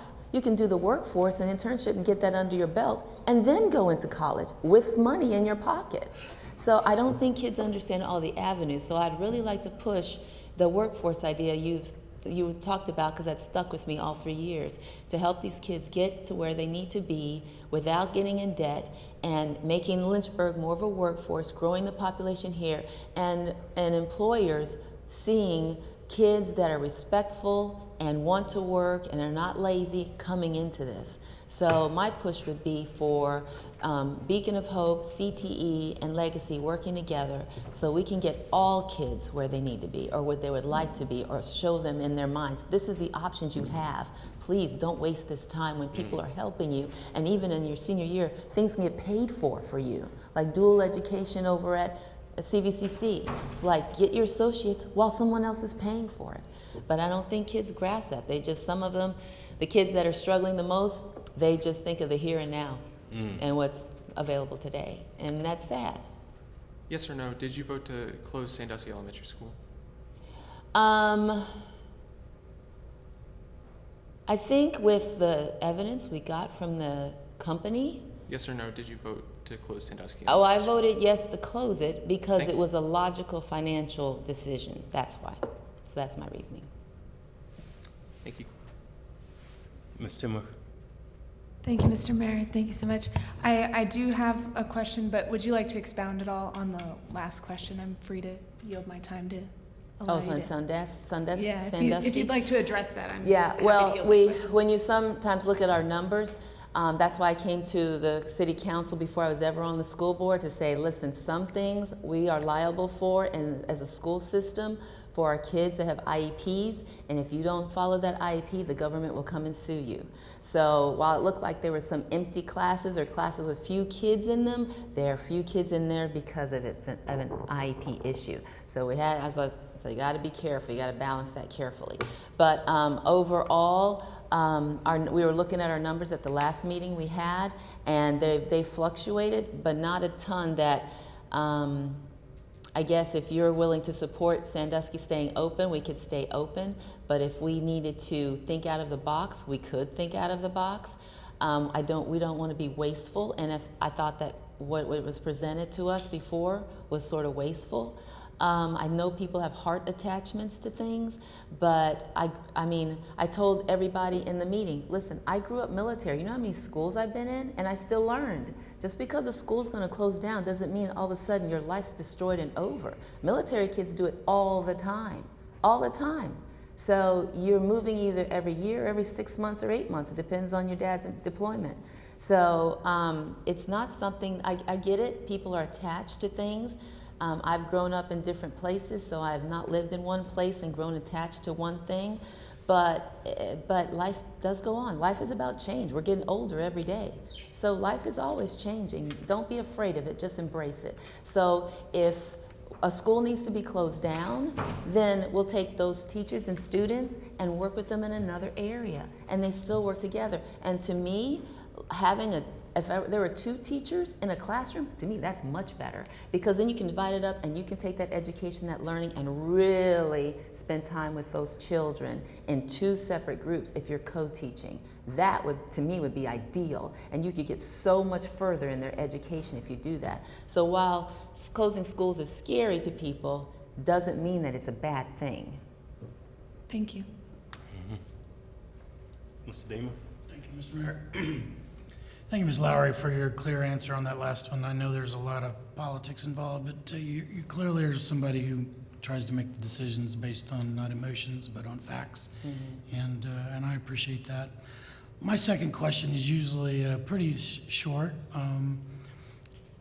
Do you believe Lynchburg City Schools should have a clear, enforceable policy requiring that all school library materials be age appropriate with special safeguards for elementary and middle school students? I would say to that, yes, but I would also say to that, there's a law in place that librarians follow, so we got to get that changed first, and then we can do the policy so that we're not going against any laws or anything. Okay, So there's a process. Is that state law we're talking about? I'm not sure. I just know that it's a VDOE. I think it's a VDOE policy. That's what it is. So it's got to be changed at the VDOE level, I believe, first. Because when issues came up about that before, during my tenancy, I went and talked to librarians. And so they're like, yeah, we have this in place. And so that's what we follow from the VDOE. But the librarians I talked to that I knew personally, they said, oh no, we are definitely protecting the kids. Now, I'm elementary, so that's different, and middle and high school might be different, but yeah, I did go and talk to librarians, and I asked those librarians, could you talk to other librarians? They said, yeah, we have a librarian meeting, so I'll ask at the next meeting, and they got back with me and said, yeah, there's a VDOE in place, and that's what the policy is based on. Okay. So they have that freedom to choose certain things. Now, we can put policies in place, but we can't override the VDOE unless the VDOE changes the policy. So we'd have to appeal to the VDOE to get them to change the policy. So there's a process in place. Interesting.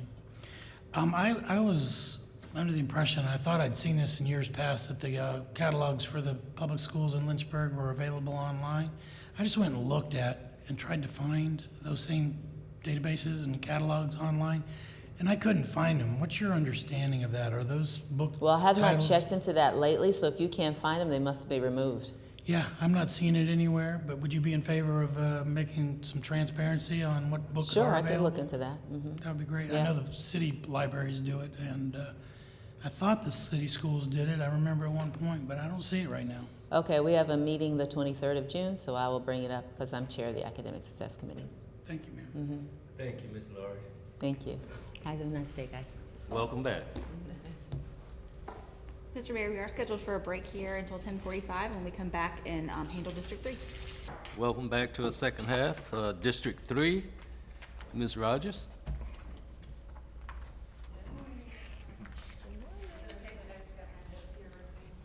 That's just fine.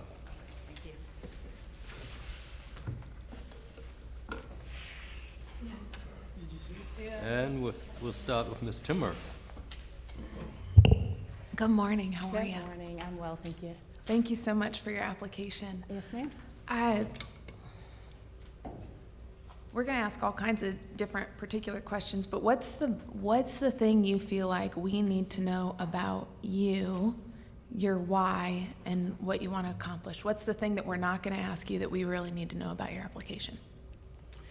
I think for myself, it's not, well, first I want to start with, I think Mr. Missions had brought up at the initial Lynchburg City Council meeting that as a LCS employee that there could be a little bit of a conflict. So I did want to clarify that I was a contracted employee as a speech language pathologist in the Lynchburg City school system. So while I was employed, it was contracted. So it was it goes, school year to school year. So I did kind of want to just clarify that. So I'm not a current LCS employee. My why, I've been in a number of different settings, school settings, healthcare settings, a number of different just supervisory and management positions. And my why at this time and this period and season in my life is just ensuring that policies are strong, right? Policies are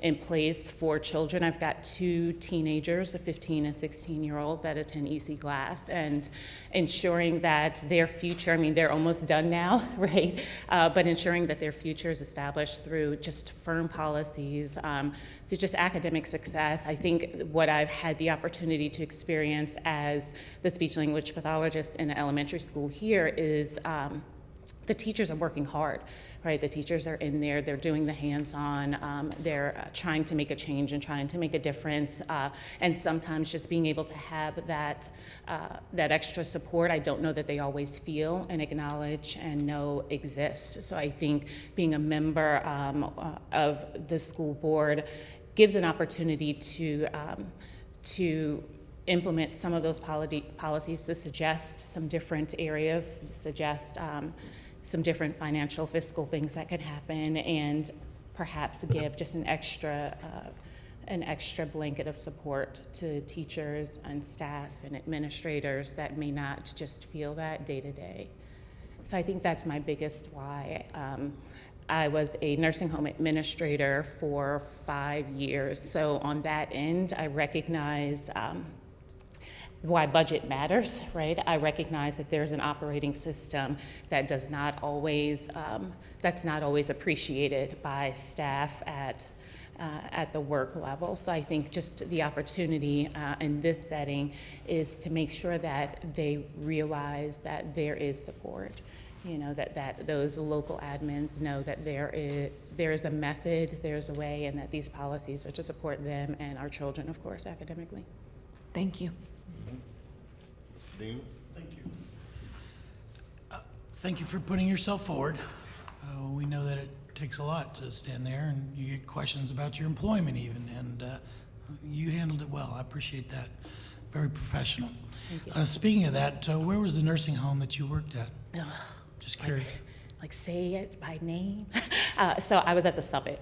Okay. At the Summit, and this was 3 years ago. So it's a 216-bed facility, and I was the administrator there. I started off as the director of rehab, and I did the rehab program both at the Summit and at Tate Springs Health and Rehab, which used to be Medical Care Center.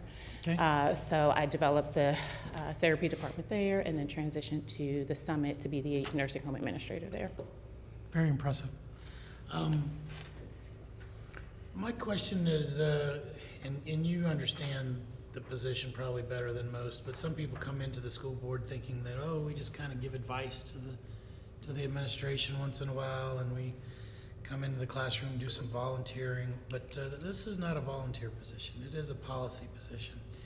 As such, can you think of maybe some legislation you would like to see to change some things going forward to trying to turn our school systems around? Because we're not going in a great direction right now. So what would you do to legislatively fix it? Sure. I think one of the biggest pieces that have been kind of a source of contention, probably most recently, is probably just staff turnover. I was looking through just some of the 2026, the strategic plan, and I was at the meeting just to kind of hear some of the thoughts and direction moving forward. And I think I have a personal experience that I'll share as it relates to HR and that process. and why training is needed. But I think being able to recognize that staff retention is an issue, that staff turnover is an issue, increasing the applicant pool for sure, I think is going to be needed, not only for teachers, but also just for those support personnel, right? For those related resources within the schools, which include speech, psychology, and even the RBTs. So I think that would be my primary goal, especially as it relates to the special education department. So I think myself, I actually applied to Lynchburg City Schools in 2024.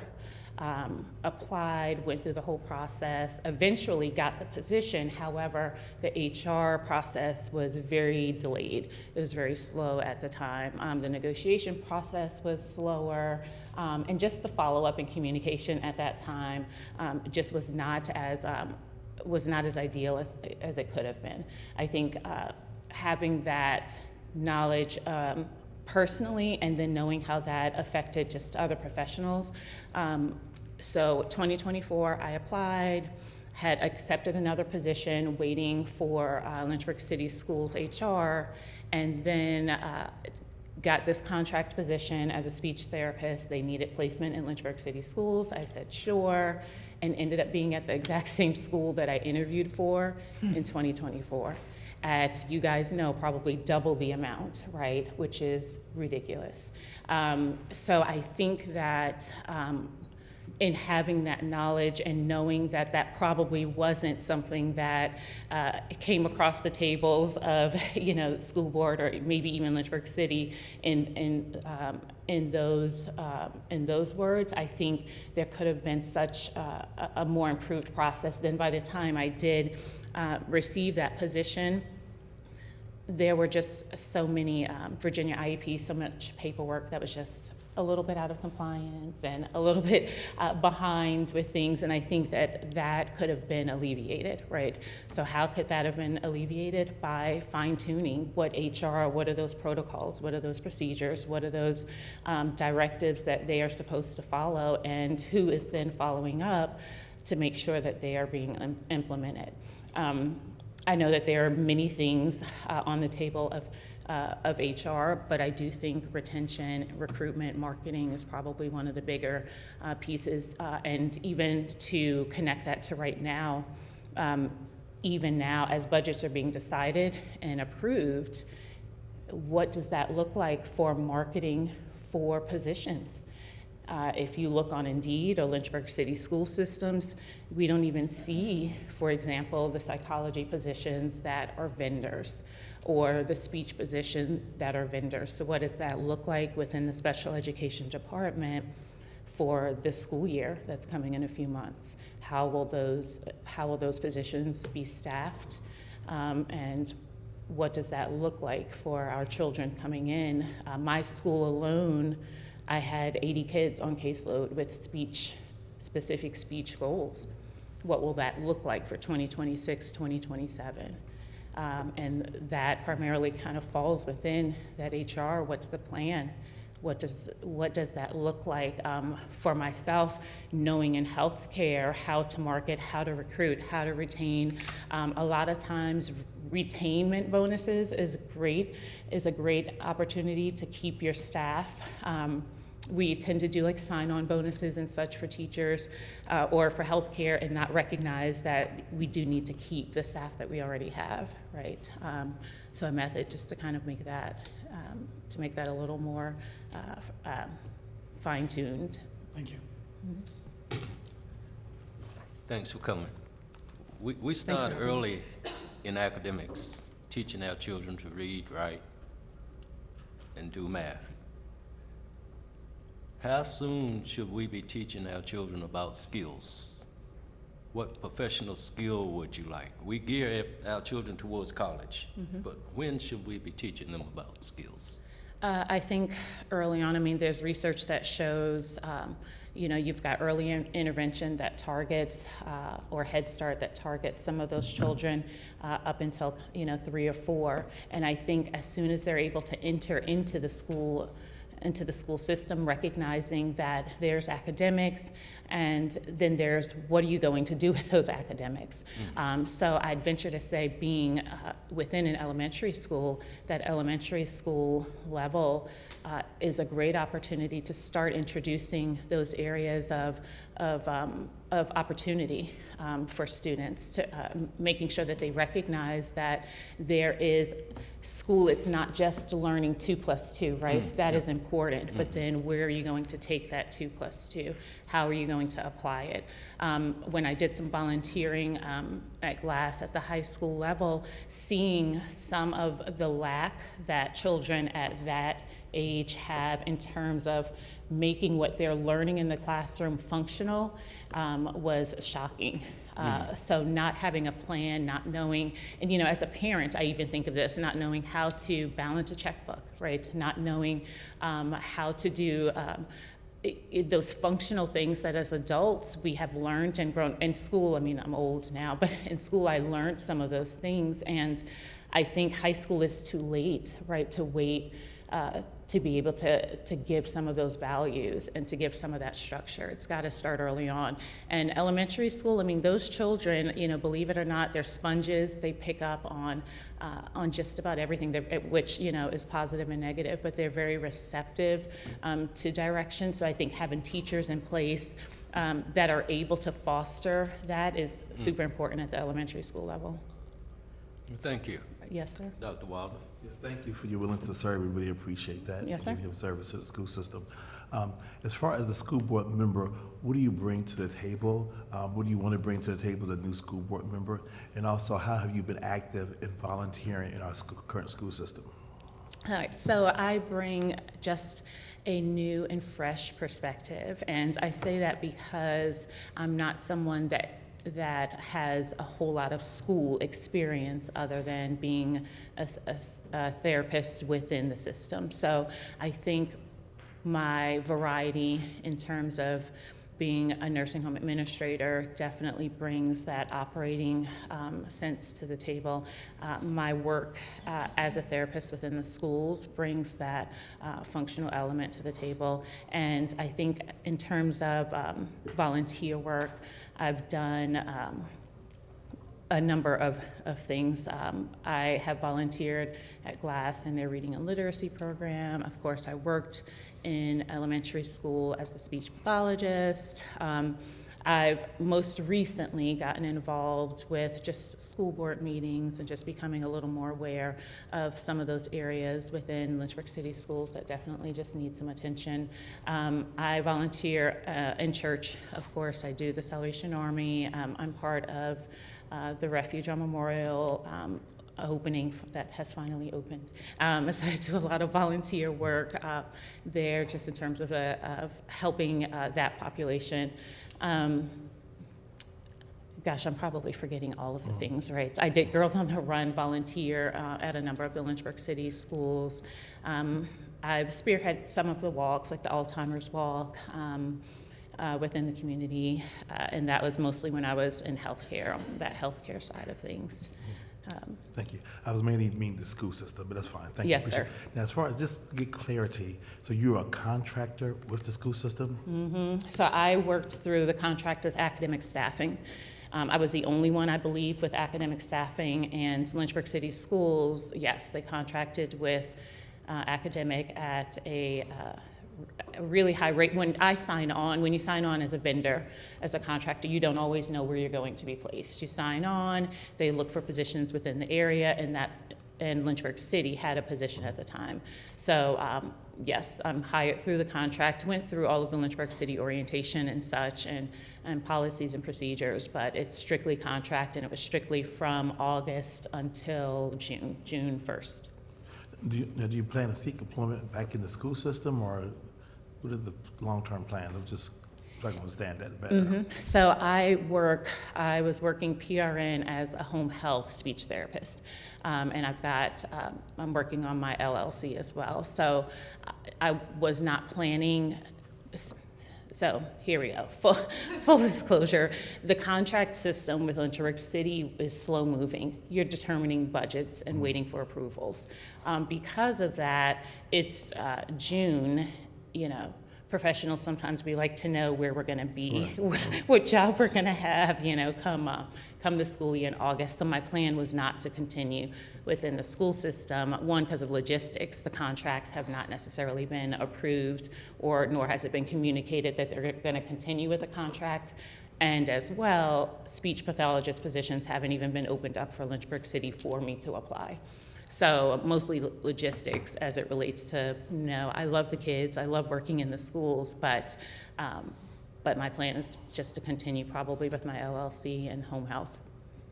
Thank you. Ms. Reed? Good morning. Good morning. Thank you for being here. Yes, ma'am.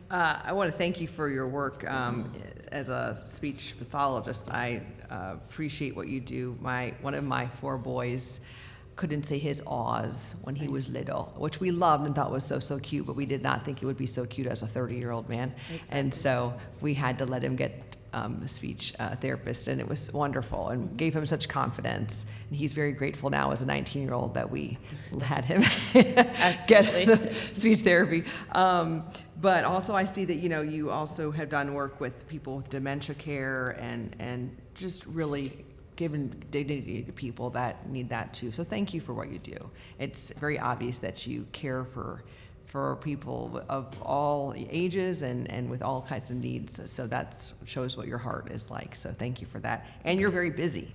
So with that said, one of the questions that I've been asking is about just the responsibility and the time commitment that is required of this position. It's not just Tuesday nights. Sure. It is deeper than that. It's beyond that. It's preparing for those Tuesday night meetings and knowing what's going to be ahead of you as far as being fully educated on what it is we're voting on, just as we're expected to as a council. And then the dedication to the board and to the community, the families that you represent, and the students that you represent. Beyond that, because there's subcommittees beyond the board, there's academic success committee, there's the disciplinary committee, there's other committees, I believe, there's ad hoc committees, there's school events that really are highly encouraged for board members to be present at, to show you that you're invested. So it is a time commitment, and that's very important. And so with all the, your job and the other commitments that you have mentioned, my first question is, are you, if selected, are you prepared and able to commit the time that is required for this job?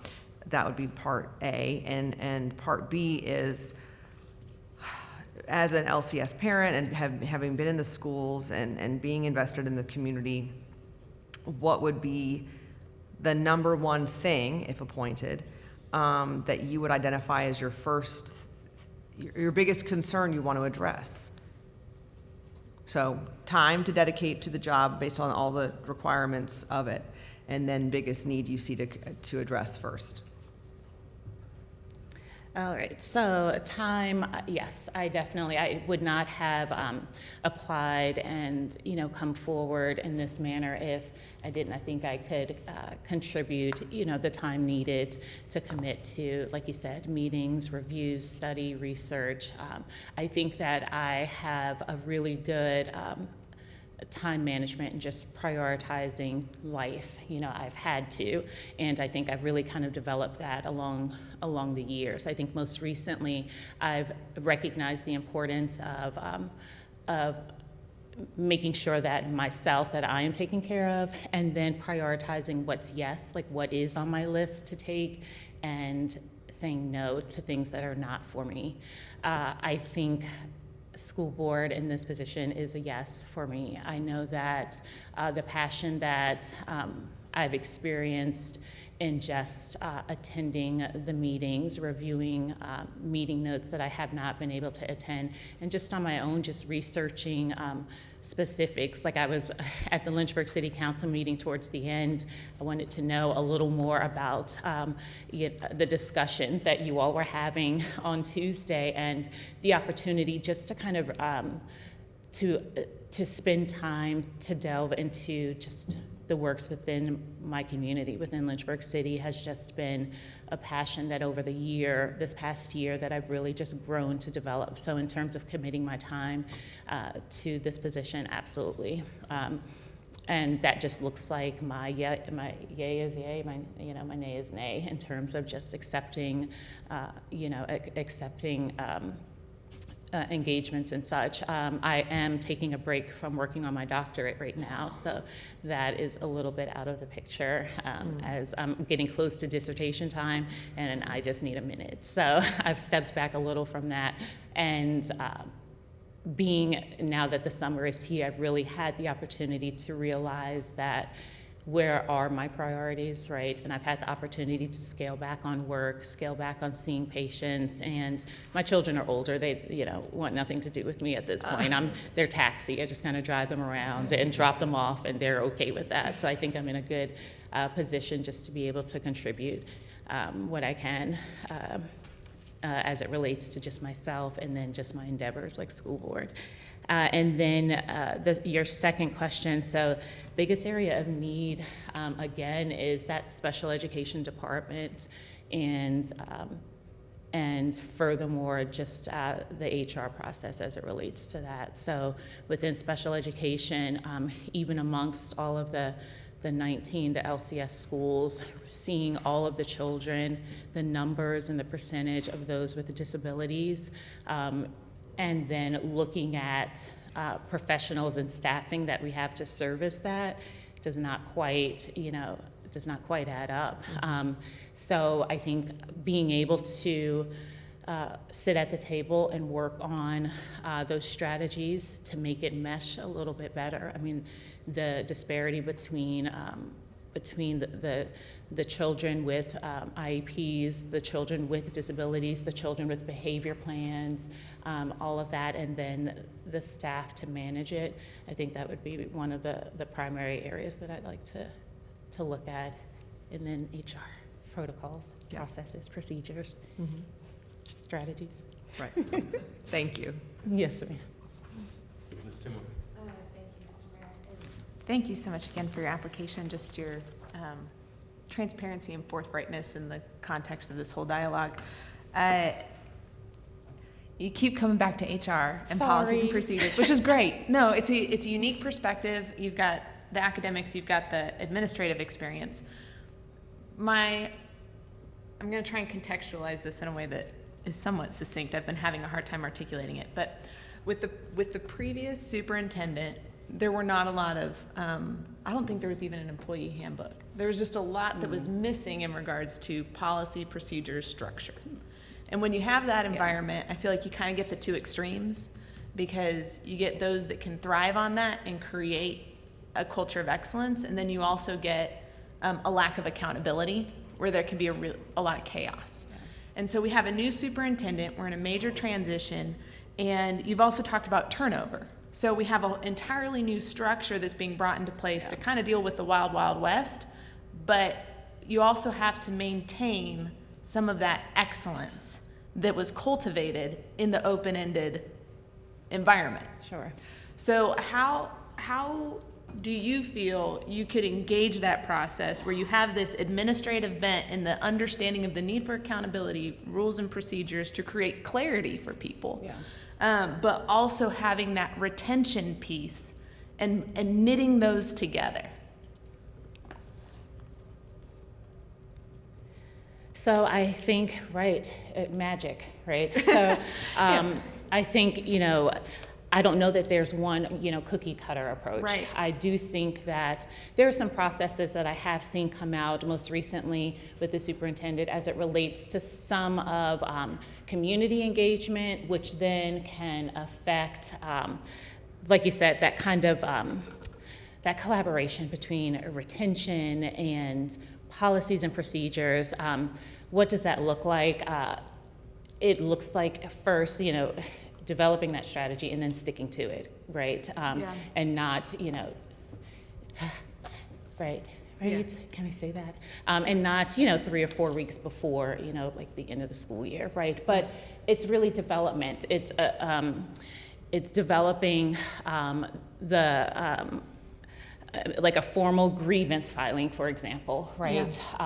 So that staff, employees feel heard, and across the year, right? Not just, not even just, you know, at the beginning and end, but like a quarterly approach to a formal grievance policy where you can hear what those concerns are and address them throughout the year, not at the next fiscal year, but address them as you can, you know, as they come up, or at least receive and acknowledge that we see these as concerns and we recognize that it's something that's needed. I think that having some sort of like maybe an informal resolution process where employees are able to address their concerns with, when appropriate, you know, with the hierarchy of command, being able to have that open door where they can come and share those areas that they're seeing within their respective departments. And I think that in theory that looks good. In practice, it's just doing it, right? It's just being committed to making sure that staff feel heard.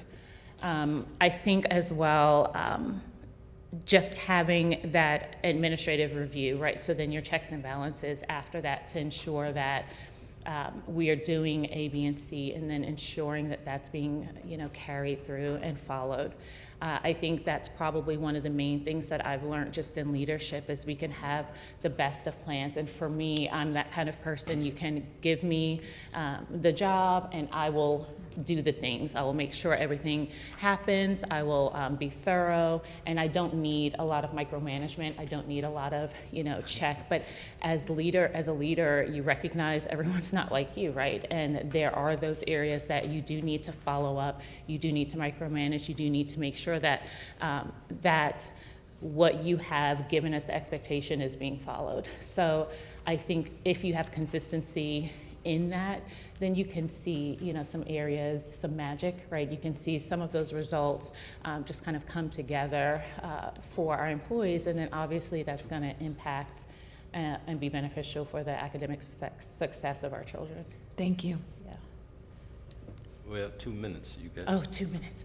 Real quick question. Yes, sir. Normally I'm asking about the libraries and the content of some books, but given your special experience having dealt with HR in city schools, what are your thoughts about exit interviews? Do you think they would be helpful? Oh, absolutely. I think they're really helpful, and I wish we Absolutely. used them more, because we need to know why these teachers are leaving.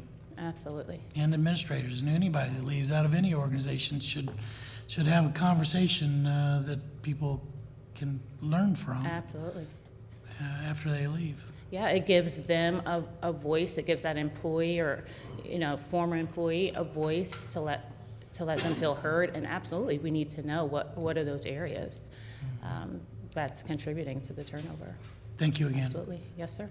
Thank you, Ms. Rogers. Yeah, thank you. Thank you. Thank you. Look forward to seeing you again. Yes, sir. Have a great day, everyone. Thank you. Next up is Ms. Tiersha Royal. Welcome, Ms. Roy. Good morning, everyone. Thanks for coming. Thank you for inviting me. Let's start out with Ms. Timber. Thank you, Mr. Mayor. Thank you, Ms. Royal, for your Thank you. application and being willing to throw your hat in the ring here. This is it feels like an intensive process when you're in it, but it's also a very brief process. And I'm just wondering, what do we need to know about you that we don't know and that we won't ask? For me, I feel like I'm a go-getter.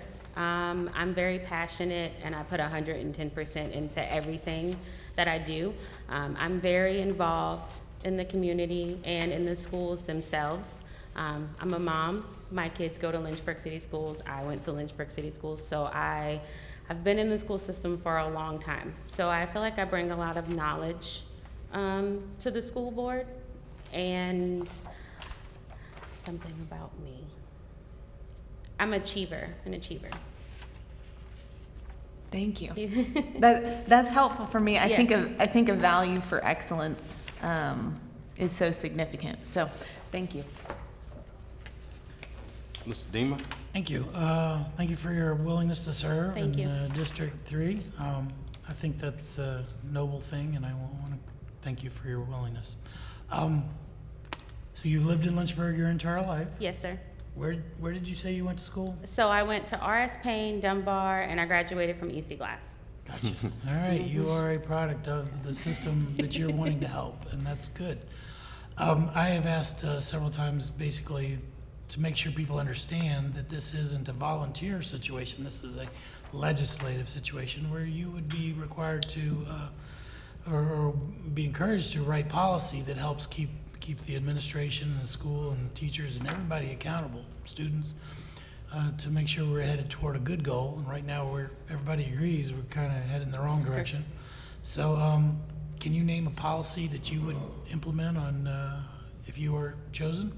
So one of the policies I would want to implement is I would want to launch an anti-bullying campaign in all the schools. For me, bullying, not only in schools, but cyberbullying is an issue. I feel like maybe the staff may not do a good job of handing out consequences for those bullying actions. And I think a lot of kids are scared to come to school because they're afraid that they're gonna get picked on, or they're afraid that they're gonna get into a fight. And I feel like they can't excel in the classroom because they're also afraid of those same children. So I feel like if we start there, we may be able to touch on the academics and touch on the truancy. That they may all go hand in hand. Because I know my daughter has been bullied before in the school system, and she's been afraid to go to school. And I've had to tell her, you know, you just have to let it go and you have to go. But she's come home and she's cried and she's been afraid to go to school, and I've had to go to school and advocate for her. So I feel like if we have a policy in place that has someone to advocate for them, because parents aren't always able to go do that. Thankfully, I am, but not all parents are, or not all parents care to advocate for their kids. So if we had something in the school systems where we had an advocate, I think that may help. Okay, thank you. So what do you think about discipline in the schools? You mentioned bullying. So what type of discipline would you put in place to stop it? To stop it, I think it would depend on the type of bullying. First and foremost, I think we would need to sit down with the student and have a conversation and figure out why they're bullying. And then if it continues, we bring in the parents. And then if we can't fix it, then we may have to look at suspension or an alternative school for them to go to. Because I just don't feel like we can have that in our school system. So there has to be some consequences for them. Also, what do you think about vaping on school property? I don't think you should vape on school property. I don't think you should vape at all, to be completely honest. And I really don't think you should do it on school property. I know that it's happening in the elementary schools, and that's a problem. So I don't think it should be allowed at all. Thank you. Dr. Wilder? Yes. Thank you for your willingness to serve our Thank you. school system. We appreciate that. Now, you mentioned you have kids in our school system. How have you been active in the school system, and what are you bringing to the table? Why are you applying for the school board now? So it's funny. I've been active in the school system since I was in high school. So when I was in high school, I would go back to my old elementary school and I would volunteer for their carnival and their field day. And then as soon as my kids got in school, I got involved. So I was on the PTO executive board at R.S. Payne, Sandusky Elementary, and Sandusky Middle. Every time there's a family engagement night or a talent show or anything that the school has, I'm there. I've also been to other events for my children's friends that they've had at their school as well. So I volunteer in a lot of schools and give a lot of my time to schools because I feel that is important for our students. For me, as to what I bring to the table, I feel like I bring a different perspective because I am a parent that has children in the school system and I grew up in the school system as well. So I feel like for me, I have that inside knowledge and firsthand knowledge of what goes on and what are our challenges and what are our needs and what we can correct and what we can fix or improve on in our school system. Great. Thank you. You're welcome. Good morning. Good morning. Thank you for being here. So, whether We have a wide array of families in our city who do different forms of schooling, homeschool, private school, and then the families that attend our city schools. But every taxpayer in this city invests in our public school system. So whether you have children that go there or not, you're investing in the public schools. And so every taxpayer should want a good return on their investment. And they deserve a good return on their investment.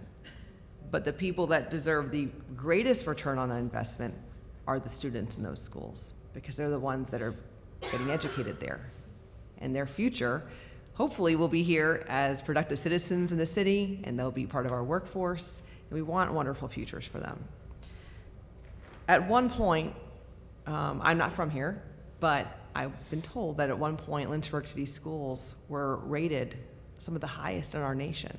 Mm-hmm. And now we're in the bottom 10% of the state. Although I happen to know we have incredible teachers, we have some incredible administrators, we have wonderful families, and I know we have some incredible students. So in your opinion, what has contributed to that decline, and how would you, as a school board member, help turn it in the right direction? I feel like the biggest thing is trust. I think the trust between the school board and the schools has been broken, and I feel like we need to start rebuilding that trust. I also feel like we need transparency. I don't feel like that's something that we get right now. I think that goes a long way in being open and honest with, the parents and the school board itself. If you're going to be on the school board, you have to be open and honest with yourself before you can be open and honest with the parents. So I feel like it starts there. Rebuilding that trust and that communication will help, I think, bridge that gap. And then really, I think if we bring in a lot of the stuff that we used to teach the kids when we were in school, like when I was in school, I didn't have Chromebooks, I had textbooks. I didn't have Google. I had to learn the old-fashioned way. And I think that may be part of our decline, is that the kids go, the parents go, well, I can teach them at home, and they don't have to go to school. They can do everything that they're doing in school and home. So maybe kind of dialing back on the technology and implementing the older ways of learning may improve as well. I love it. Hey, I'm all about a chalkboard. Yeah, I mean, we had smart boards, Flashcards. but, and like the last interview said, we learned how to balance checkbooks. I learned cursive in 3rd grade. They don't teach that anymore. Yeah, I mean, I think that's stuff that we need to know. Great technology is great, but it doesn't always work all the time. And if our kids are dependent on technology, I think it might hinder them a little bit from learning and growing and preparing them for the real world. Thank you. You're welcome. Ms. Timmer? You just hit a soapbox for me, and it's derailing me from my line of thinking for my question. So thank you for addressing that technology piece and the need for critical thinking. You're incredibly articulate, and I really appreciate the decisiveness and clarity and transparency in which you're engaging us. I'd welcome your thoughts on this, because you talked about bringing a unique perspective as a parent, which I really appreciate, and you've brought unique, specific things to the table as far as policy to implement, which I also really value. This board has recently, in the past few years, I was a part of last year's process, but in the past few years, really geared more towards parents on the school board. And so we have parents on the school board. With the nature of that responsibility, it's dealing with the budgets, it's dealing with the policy, it's dealing with this oversight executive leadership type function. And so I'd love to hear a little bit about either your experience or perspective or thought in what you particularly would bring to that dynamic when it comes to that executive leadership directive component of the school board. So I've been a leader in a lot of jobs that I've had. I think what I bring is working well with a team and being able to get people to work together. When you're on that executive side, you have to be able to listen, but you also have to be able to take constructive criticism as well. Yeah. So you have to be able to know when you're wrong, but then you also have to be able to fight for when you're right and when you think that you're right. Yeah. So being able to be humble, but being passionate and pursuing that passion at the same time. For me, I think parents are a good option to be on the school board. I think it helps a lot because you get all of that knowledge that you don't get from somebody that isn't, that hasn't been in the school Right. system in a while. We know what's going on. We know You know how the policies are impacting. Right, Yeah. right. We know how they're impacting the children and what works and what doesn't work. So I think I've been a leader before, so I know how to lead and I know how to help train people that need to learn to lead and grow as well. But I think it's all just about working together and coming together for the common goal, which is the students. At the end of the day, our goal is the students and the community and the staff. So if we all work together to achieve that one goal, we should succeed. One quick tag along. What do you think is the primary objective of the Lynchburg City School System? The primary objective is to prepare each student for the future and to give them the tools that they need to succeed in life in general. Yeah. Thank you. Mr. Deemer? Thank you, Mr. Mayor. This is a little bit of a new one, but it's something that's bothered me for years. In the private sector, if you have fewer and fewer customers and you keep raising prices, we all know what happens to that store, grocery store, whatever. It's not going to be around very long. However, in the government sector, especially in the public school sector, we're now paying $15,000 to $18,000 a student, sometimes even more, way more than the private sector in some cases. And parents are voting with their feet and leaving, so the customers are saying, they're not even paying that price, but they're still saying it's not a product I want, even if it's free. So they're voting and they're going to homeschooling or private school or whatever the other options are out there, paying double basically because they're paying taxes for the public schools and then they're going to pay for whatever the alternative is. How do we reverse this trend systemically? Do you have any ideas? I know there's people who have put forward legislative ideas in Richmond about it, but what are your thoughts about that you keep paying more and the test scores keep going down and teachers keep leaving, and it's like, how do you stop this spiral? So I think what we have to do is we have to sit down and look at all the areas where we have problems, and we have to address each of those areas. We can't keep putting Band-Aids on it and then hoping that our parents and our students are going to stay. We have to execute each area and make a plan to help promote, help succeed in those areas, like SOLs. SOLs are a big problem. I think one way we can help with that is we can start preparing and reviewing for SOLs earlier. My children told me they didn't start preparing until after spring break. That's not a lot of time to prepare for an SOL test because that's 2-3 weeks, I think. You can't retain all that information then. And I think having the teachers more prepared on SOLs as well. My daughter took her SOL test. She knew like 10 questions out of all of them that were, half the information she hadn't even learned. So I think we have to identify the problem areas and work together to address ways to fix those problems. And then also listening. Our community, we have a lot to say. And I feel like if we feel like we're being heard, we may be more inclined to stay and not, vote with our feet and leave. Thank you. Dr. Wilder? Okay, again, thank you again for your willingness to serve. I've appreciated your answers and your responses. You touched on it a little bit previously about trying to get parents more involved. That has been one of the biggest challenges. Again, touching on this a little bit more, what else can you recommend for our school system, how to get more parents involved? You mentioned about relationships, but what can we do more to get more parents involved? Because that's going to be really crucial. So I like that question because when I was president of the PTO at Sandusky Elementary School, we didn't have any parents that were involved. The parents were just non-existent. They didn't participate. They didn't feel like they had to. Reaching out.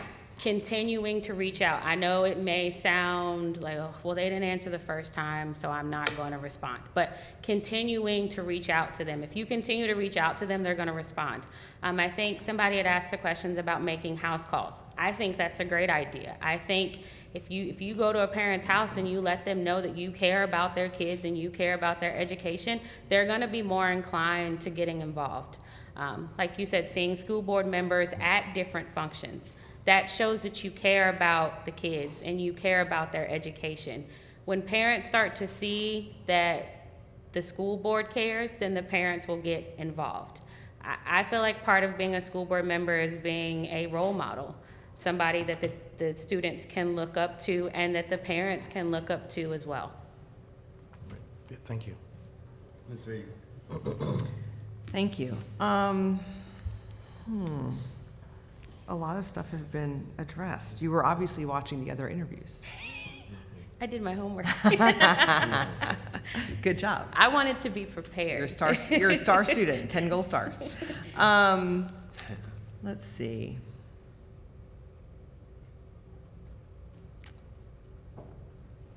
What do you think the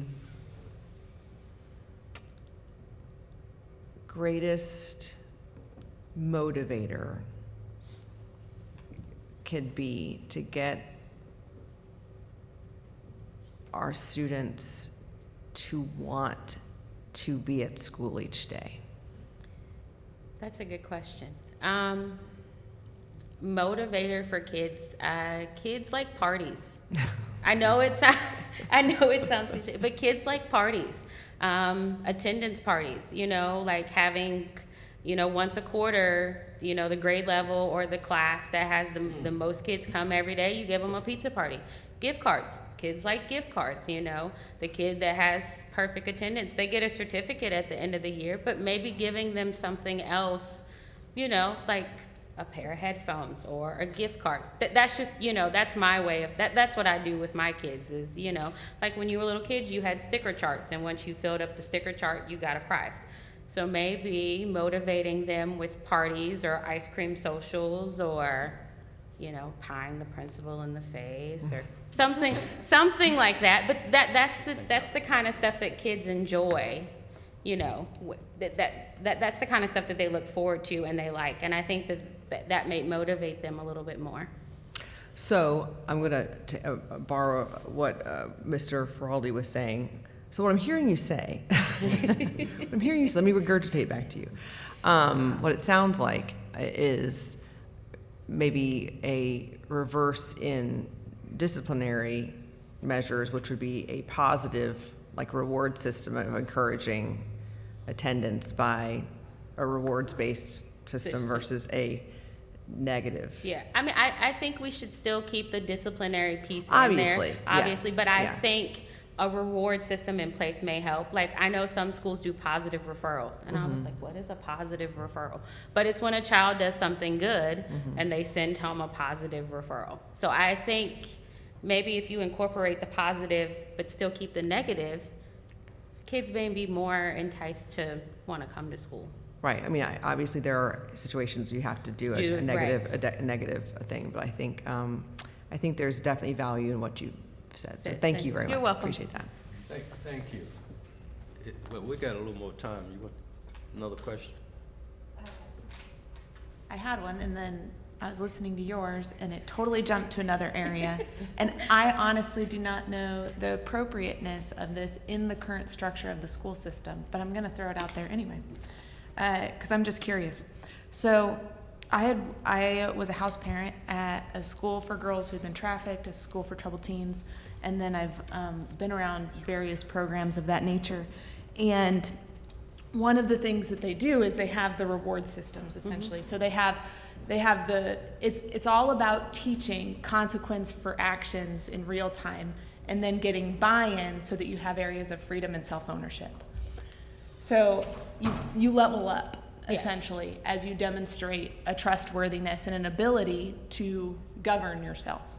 You have more access. What's your thought on, I feel like one of the things that's plaguing my generation as a millennial, the younger generations, is really this we're victims to so many things because of the bullying, the social media, the chaoticness of our world. And when we don't have that self-ownership capacity, we're just railroaded. And so what are your thoughts on just some ways to create that buy-in, some ways to, you kind of touched on this, some ways to create that self-ownership and that sense of having an element of control while also not being the boss, because then you really don't have control when you're a kid, but you're the boss. So like, how do you bring that cultural element into the schools? I think it starts with the parents, most definitely. It starts at home with the parents, but also just being open with everyone and being willing to change and to make that step and to make it move. A lot of the times, you know, we just kind of do things and see how they work, and what doesn't work, we fix it. And I think that's one way, is just to try it, you know, be willing to open that change and just bring in something new and bring in something fresh. But I think starting with the parents and implementing it there, maybe having them try it at home, and then, you know, just say, hey, so this is something we want to incorporate in school, can you try it at home and see how it works? But I think keeping them involved will help ease it in a little bit better.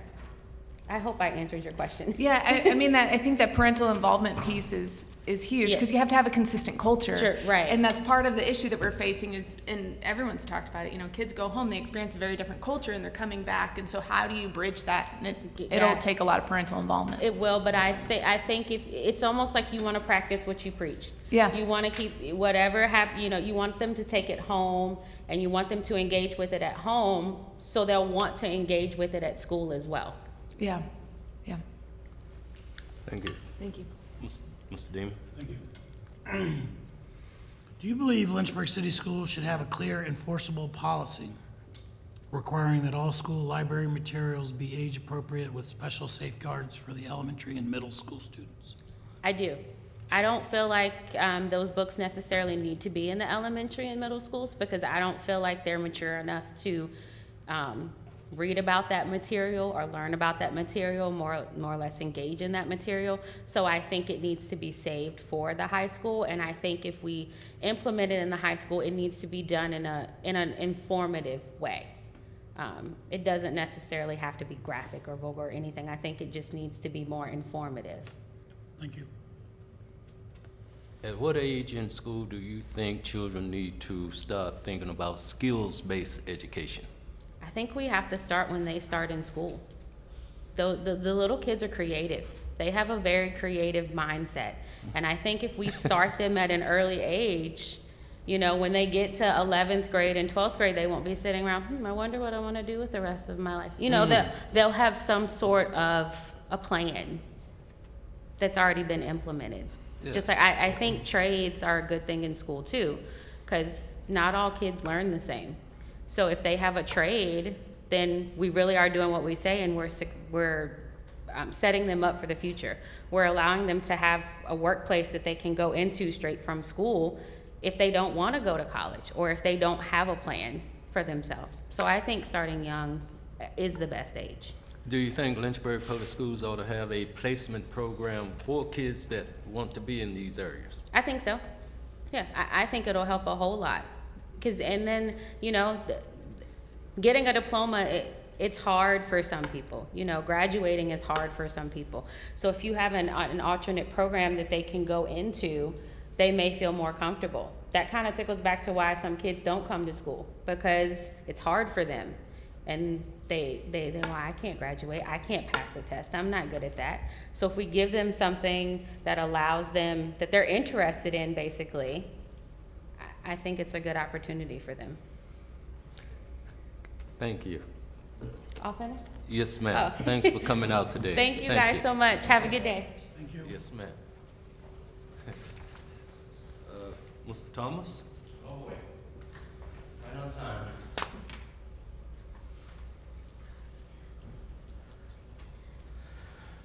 Well, here we are again. Good morning. Good morning. Ms. Timmer? Thank you, Mr. Mayor. Excuse me. Mr. Thomas, thank you so much for your application and your activeness in our community. See, where do we want to start with this one? with this one. Yeah. Oh, that's scary. I've been going all over the place with these. So your application is recent. Was very glad to see it. You have a diverse background in a number of areas.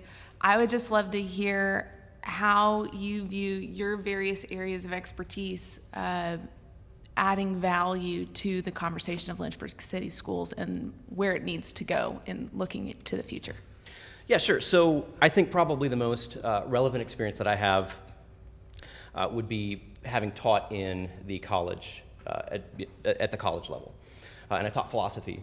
Granted, I was a graduate assistant, okay? I don't want to overstate what I was doing there. But we had our own classes that we got to teach. I did that for, I think, 3 years. And so I saw the product of the education system. I kind of saw the end result. This is what we were getting for our money. And that was back in, that was back in 2013, 2014 when I was doing that. And I know that COVID absolutely wrecked many of the institutions, including education. I should specify government's reaction to COVID, right? So in terms of what I think I bring to the table, it is a somewhat external perspective that is also somewhat educated, right? I have a background in science, I have a background in philosophy, and actually my favorite book, funny enough, is The Abolition of Man by C.S. Lewis, and that is actually a critique of the modern, well, what at the time was the modern pedagogical system, right?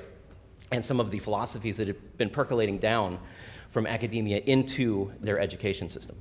So I have a keen interest in the philosophy of education, obviously, and a little bit of experience in terms of what our current education system is delivering. Also, as you guys know, my wife, Corey, she taught at Longwood for a number of years, and I think she was teaching there until 2023. So, we got to see a lot. Thank you. Mr. Deemer? Thank you, Mr. Mayor. Welcome, Mr. Thomas. Thank you for your willingness to serve. You're always stepping forward, and we need to figure out something for you to do because you're a talented young man, and you've got a lot of great ideas. And we do need, you're absolutely right, some fresh perspectives. We keep doing the same thing and expecting different results, and I think we all know what the definition of that is. Yep. But former school board member Dr. Martin Day recently wrote that many candidates come to the board with the good intentions, but without understanding that the role is not simply to support programs or passively approve administration recommendations.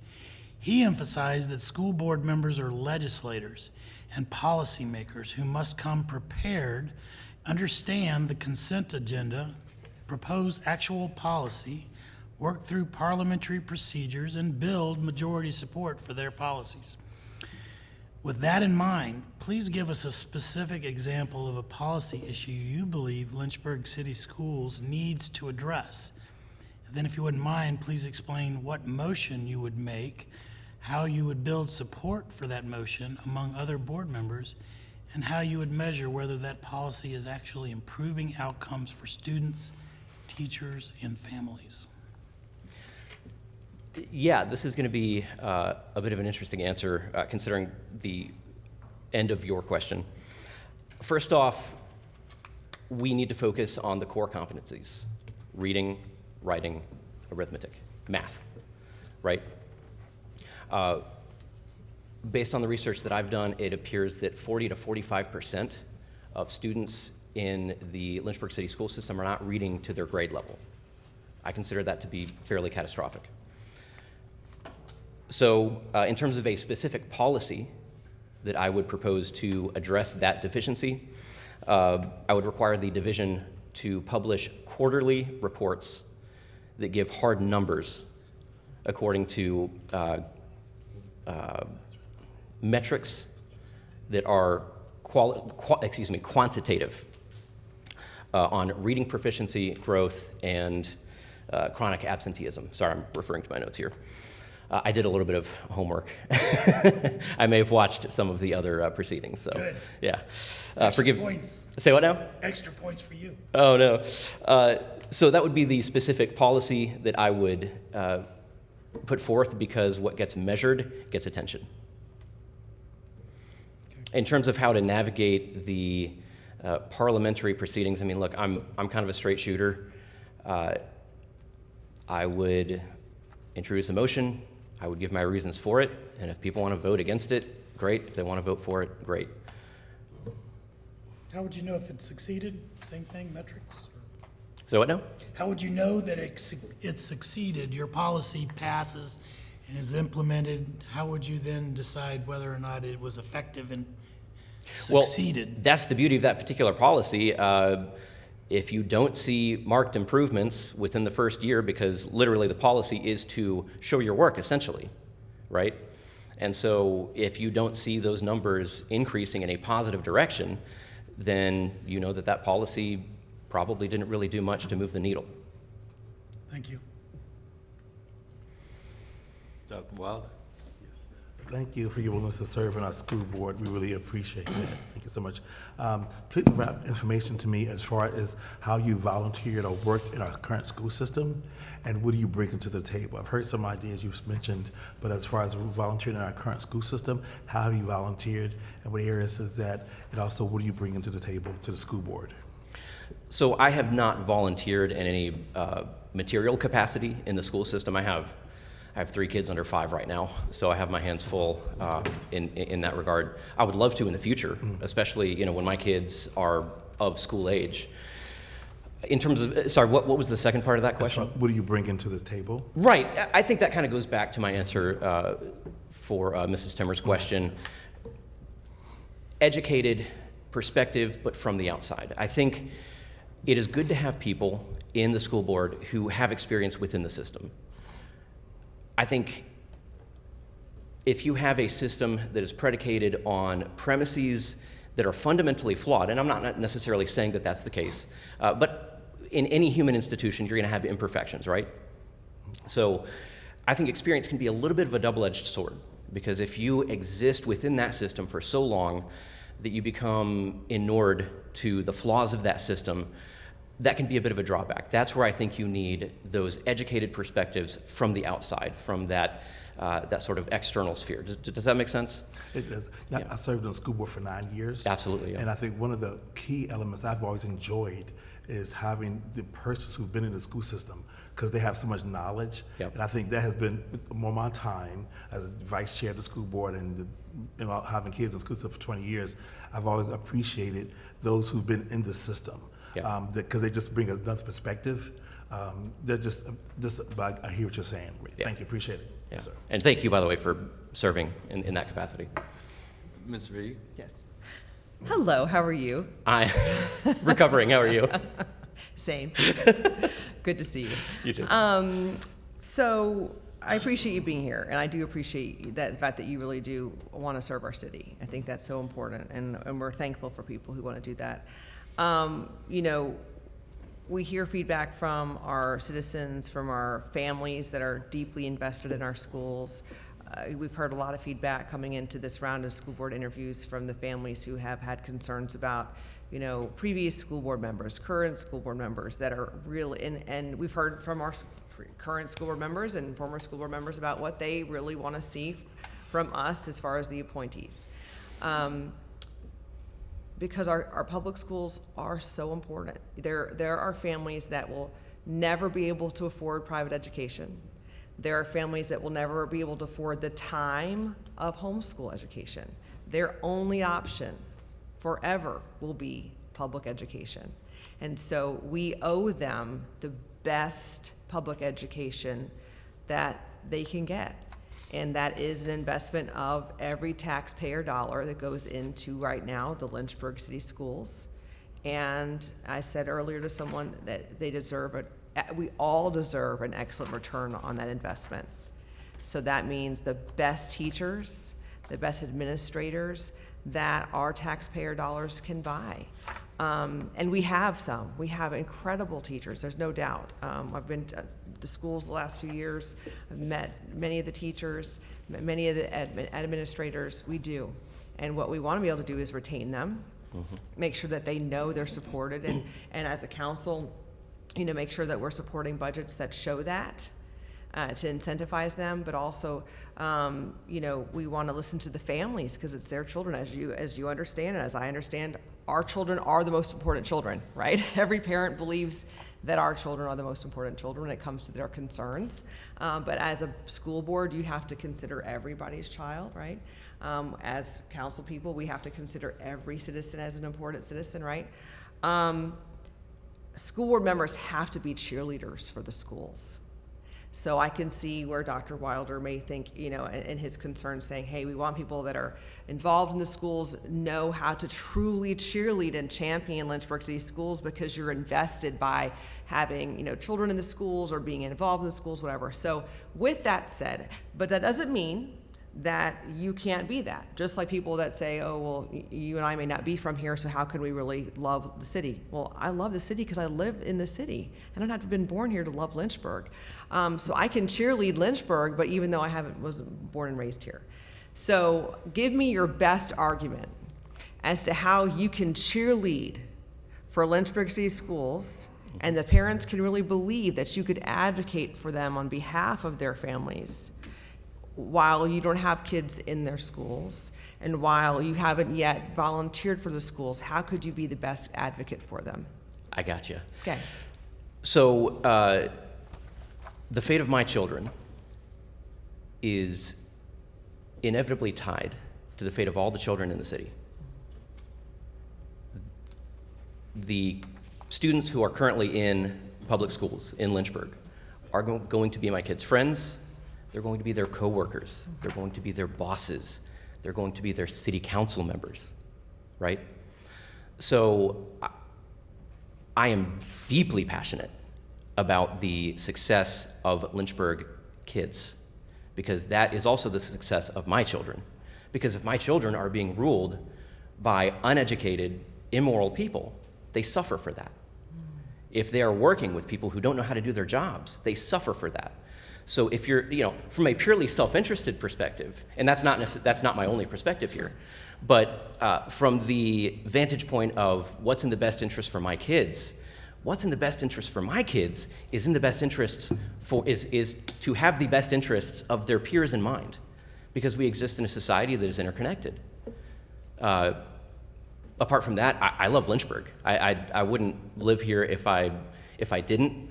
I work for companies, you know, all over the world. I could live wherever I want to, but I love Lynchburg. I love the culture here. I love the families. It's such a great place to raise a family. So yes, I love my community, and from a perspective of, I guess, Christ-like love, I want the kids here to succeed, to have the best possible education that they can have. But also, in terms of my own, you know, interests, again, the fate of my kids is inexorably tied to the fate of Lynchburg's kids. Thank you. Great answer. Appreciate that. I wasn't trying to. No, but I mean, I think that's important for people to hear that perspective, because there are arguments as to why, and I think it's a fair concern. I think Dr. Wilder has a It absolutely fair is, concern. yes. So I think it's important to be able to have, you know, be able to answer, and I think that was a good answer. Thank you. Ms. Timmer?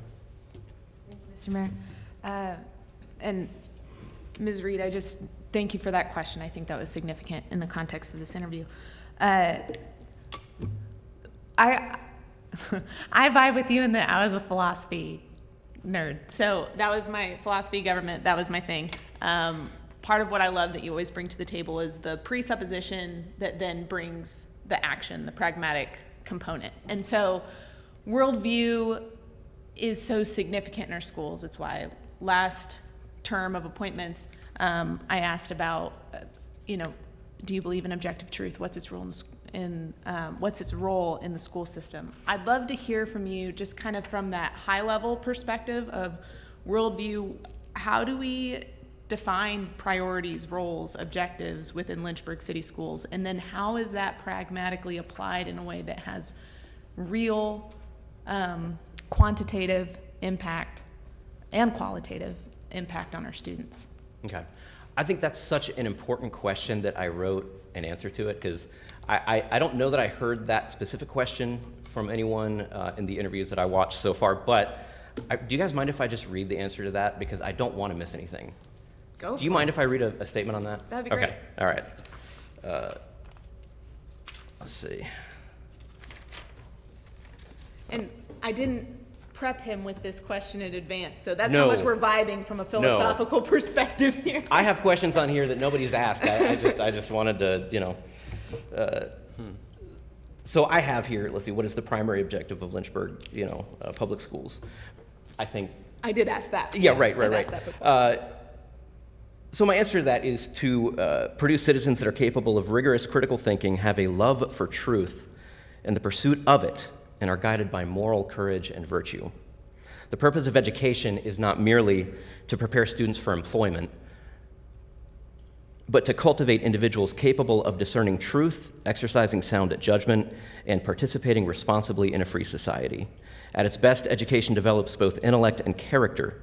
It equips students not only with knowledge and skills, but with the ability to reason clearly, distinguish truth from falsehood, and order their lives towards what is good.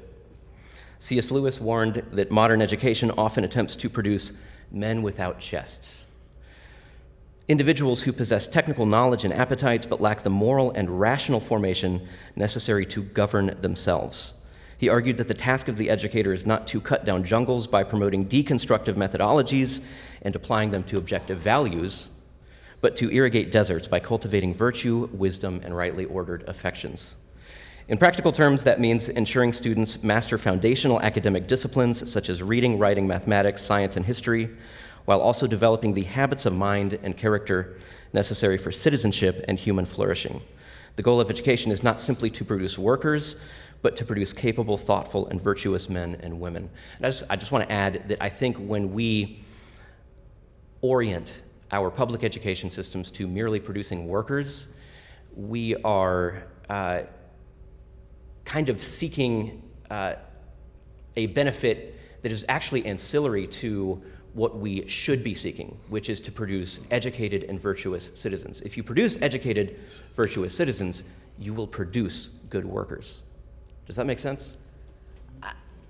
I greatly appreciate your answer. I think one of the concerns that I have had is as we create such an emphasis on secularism, it ultimately creates a vacuum, and a vacuum has to be filled. And so what worldview is coming in and filling that vacuum, and we're not seeing a good product of it. And so we can idealize removing unidentified biases, aka worldview, but if we move too far in that direction, we ultimately remove our humanity, and that's the thing that knits us together in our unity. So anyway, thanks for bringing the philosophical to the table with a practical application. I appreciate it. I wanted to memorize that, but I've had so much going on recently. I'm still recovering and keep getting back on track with life after everything that's happened. So, Thank you. Mr. Dean. Thank you, Mr. Mayor. Well, I have a regular question that I normally ask about the libraries and books. But considering your last answer, it's really making me rethink that, because that question talks about some of the things that have filled the vacuum in a negative way and created bad things in our society and in our culture and in our city. I don't want to focus on that after your last answer. I want to focus on how we push forward a positive, because that's what you just said. You said we need a good and moral people in order to deserve this democracy and this republic that our forefathers gave us. And that is what will continue us for generations. And if we focus on the mundane and the mistakes and the libraries full of just unproductive, unhealthy books, it's like we're looking at the tree in the middle of the road, and when we're going to hit that tree. But I want to get around that tree. I want to focus on the future. So what would a society that brings up moral men and women look like in your mind as it relates to our fair city of Seven Hills? That's a good question. You didn't write that one down? Well, I mean, I'm choosing you. I'm sorry. I feel like this is sort of a corollary to what we just talked about. I think if the first thing that pops into my mind is just going back to kind of the practical application here, taking a look at the curricula. First off, I do think that critical thinking is a core component of what it is to be good citizen who is capable of self-governance, right?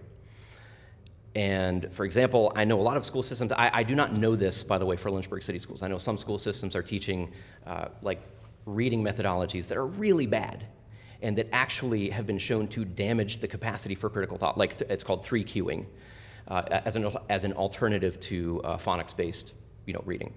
So the first step is, I think, of course, focusing on those core competencies like reading, writing, and math, because you need critical thinking. But yes, beyond that, you need a robust ethos that is replete with healthy models of courage, of duty, of patriotism, of love, even. In terms of how the public education system would instantiate that, that's kind of an open question for me. Yeah. I would start by taking a look at the curricula to see what is actually being taught to our students, because I don't have direct access to that. That would kind of be the first step there. But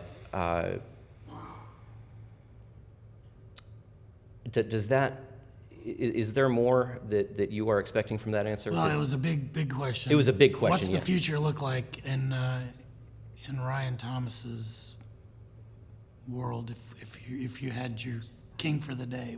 King for specifically relating to public schools? Yeah. But even bigger than that, what could it possibly do for our society in the Seven Hills? What's your Say what vision? now? How do you create buy-in and vision for practical action? I think that kind of. That's right. Yeah, excellent question. How do you create buy-in and vision, right? Well, I think first off, we should probably start by leading by example, right? City leadership has to lead by example. That's a good place to start. And I think I'm not making any comments here. I'm just saying in the abstract, we need to be leading by example. My vision for this city as it relates to education would be schools where kids can go, where they are not necessarily indoctrinated in political ideology, schools where they are not simply being trained to become activists, but schools where they are learning how to become well-rounded citizens who understand what moral virtue and courage actually look like holistically, and not just as it relates to very specific subjects. I think it looks, again, like teaching our kids how to think critically, to question the institutions themselves, to say, okay, well, is what I'm being taught, is that actually true? Let's test that against previous experience that I know is solid. Let's test that against our rational faculties that we have been cultivating. Yeah, that's a big question. That is the most loving answer I've heard. Thank you for loving our city. Okay. Yeah. Mr. Ryan, Yes, sir. what role do you think AI play in critical thinking? Oh, man. Oh, geez. AI. Honestly, it's going to be our destruction, I think.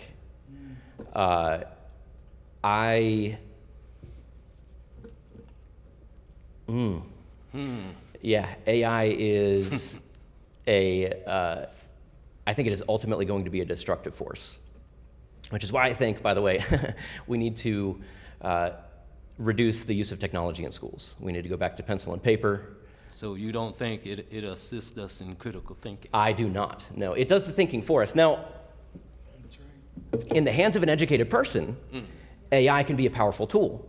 The problem is if you use AI in education during the process of being educated, well, you are not being educated. You are simply having your answers regurgitated by a machine that is smarter than you. And so, yeah, I was educated well before AI. In fact, we didn't use computers when I was a kid. Well, excuse me, I learned how to type on a computer, obviously. But we didn't do any of our schoolwork on a computer or anything like that. And yet, my generation is actually the most computer literate generation. Fun fact, by the way. For those who say, if you don't teach students how to use technology. You know, you're creating people who are technologically crippled. My generation didn't use technology in school, and yet we are actually the most technologically literate. So yes, you have to be educated first, and then maybe after college, yeah, start using AI to do some of your busy work. I use it for, you know, busy work, right, for my job. But in terms of using it to write your papers, you know, Corey saw a lot of that when she was teaching at Longwood, and that was back in 2023. It's only gotten exponentially worse now.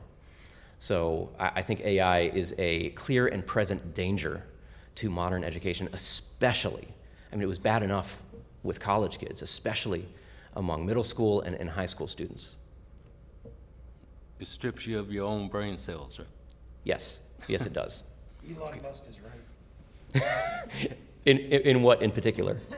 He says it's the end of us. Okay, Dr. Wilder. Yes. Again, thank you for your willing to come forward. We really appreciate that. Now, as far as bringing to the school board, can you give some examples of why you decided to come at this time to serve for the school board? And also some of the biggest challenges, how would you address them? We talked about reading and things of that nature. And the challenges are, we have an urban school system versus something like in the counties. The reality is we have an urban school setting, and looking at the demographics of our kids and how we educate them. So what is your thoughts on that, and what would you bring to the table to address that? Thank you.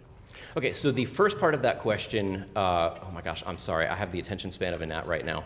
The first part of that question. What motivated you to come now? Oh, yes. what? Sorry. Yeah. I saw an opening. I saw that there was a call for school board members. I wanted Corey to apply. She didn't want to. Okay. And so I take the idea of civic duty very seriously. I know that might seem like a inauthentic answer, but I do. And I think it's kind of an antiquated way of thinking, but I think if more people took their civic duty very seriously, we'd have 100 people back here, and I think we should. I think more options are better than fewer, right? And you know, I'm a free market guy, so once again, the more options you have, the better. To the second part of your question, right, addressing those deficiencies in reading, writing. So first off, in practical terms, I think that one of the mistakes that we make is teaching to the tests. So when I was a kid, I was actually homeschooled along with my brother, and we took the SOLs because actually back then, I don't think we even had the same legal protections that homeschool families have now. So we would take the SOLs. We were never taught to the test. We were simply taught phonics. We used Wordly Wise. We used a hodgepodge of curricula that my parents selected, and they weren't even particularly educated. My mom has a degree in music education, and my dad had a degree in communications, which is basically, you know, no shade on those with comms degrees. So all that to say, we were never taught to the test, but we would always score fairly well. So I think that teaching to the tests in purely practical terms is a mistake. We should probably do what we can to curtail that and just look at every single policy possibility through the lens of, will this promote reading, writing, and math proficiency? Another problem that I'm seeing is students being passed from one grade to the next without meeting the standards. And I understand why that's done. It has to do with funding. It has to do with on-paper metrics, right? Speaking openly, you don't want the schools to look bad. I get it. But what are we more concerned with here? Making the schools look bad or doing what's best for the kids? I don't think it serves our kids when we pass them from one grade to the next without meeting the proper standards. That's going to cripple them. That's going to make them frustrated. If you're not prepared for the next grade, what are the chances that you're just not going to come back? It raises those chances. So those are just some practical steps that I think we can take to address some of those concerns. To address the urban school setting? Sorry, what now? To address the urban school setting, I didn't hear that, I'm sorry. An urban school setting, urban with inner city children? Right. You know, I didn't hear that. I thought about urban, that's okay, we're good. I think the answer is the same. I mean, it's, Yeah. Thank you, appreciate it. Ms. Reed, you got 2 minutes. Okay. You don't have to use all this. No. I think probably one of the questions I asked earlier, I'll just ask you too. You know, we at one time Lynchburg City Schools were one of the some of them were the highest in the nation. I think that was probably back in the 90s, is what I was told. Was that right? Yeah. And now you know we're not. When I was on the school board. When you're on the school board. Okay. Good job, Dr. Lauder. Thank you. I appreciate it. Thank you. I'll take that. And so, but we have incredible educators, you know, we have wonderful administrators, we have wonderful families and students. So, but something has happened. I don't know what's happened, but we are where we are, and obviously we're working to, you know, put things back in the right direction. But I mean, do you have any idea on what you would do if you were on the school board to help maybe address that issue, or any thoughts on what you might do to make a change? You know, admittedly, I was not really around in the 90s. In the 90s, I mean, I was a kid, of course.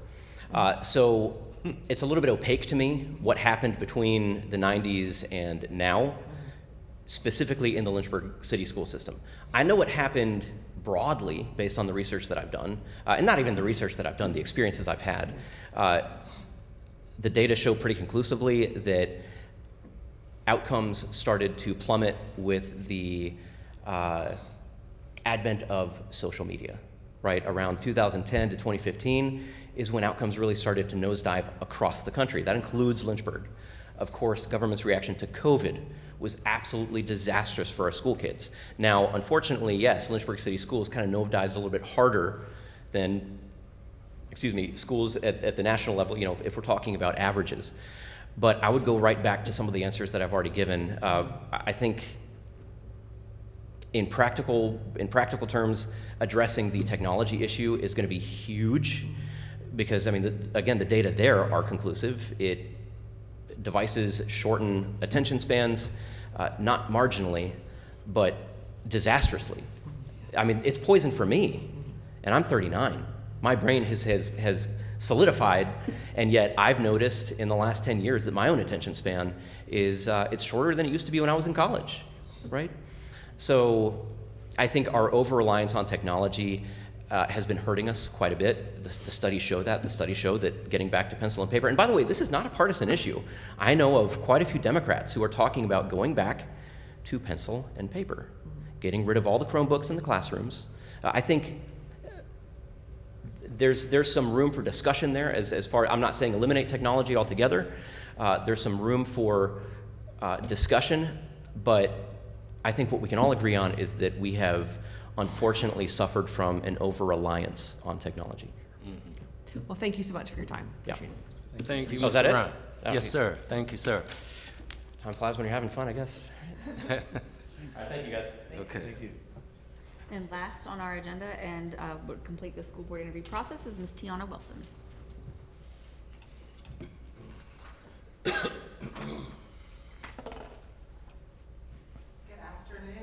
Welcome. Welcome, Ms. Wilson. Thank you.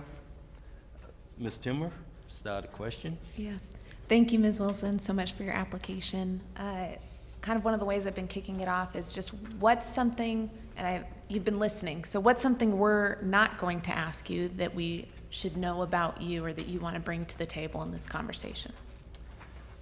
I think a question that hasn't been asked directly, I mean, sort of in other ways, what is the relatability factor? I've heard some things that make the applicants relatable, right? But I don't know that you all have asked very directly, considering that it's an urban district and things like that, what directly makes you relatable? And I think that's an important question to ask and should be answered. How would you like to answer that question? I'm relatable. Story time. I grew up in the inner city, in poverty, and went to almost every single school in the district. I think the longest I'd ever been in one school was in high school.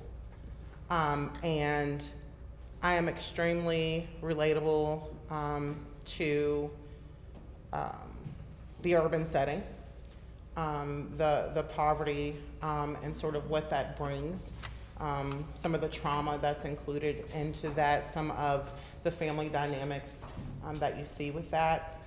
And I think that it is extremely important, considering the setting, that a school board member is relatable, not just to children, but to families who are largely, affected by, some of these things that I've mentioned.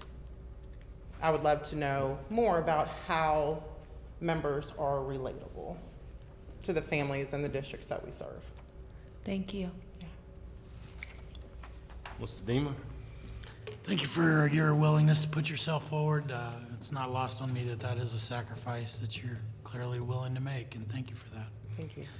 One of the questions I've posed is one that the former Dr. Day, member of the school board, has made very apparent to me, which is this is not the same as volunteering for PTO or any of those organizations. Those people are incredibly important, and there's thousands of them. They've done amazing things for our city and for our school system in particular.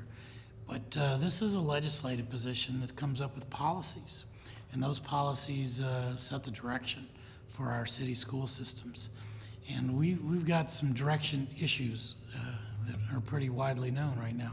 So what kind of policies would you do day one, should this council choose to select you, to maybe change that direction in a more positive way?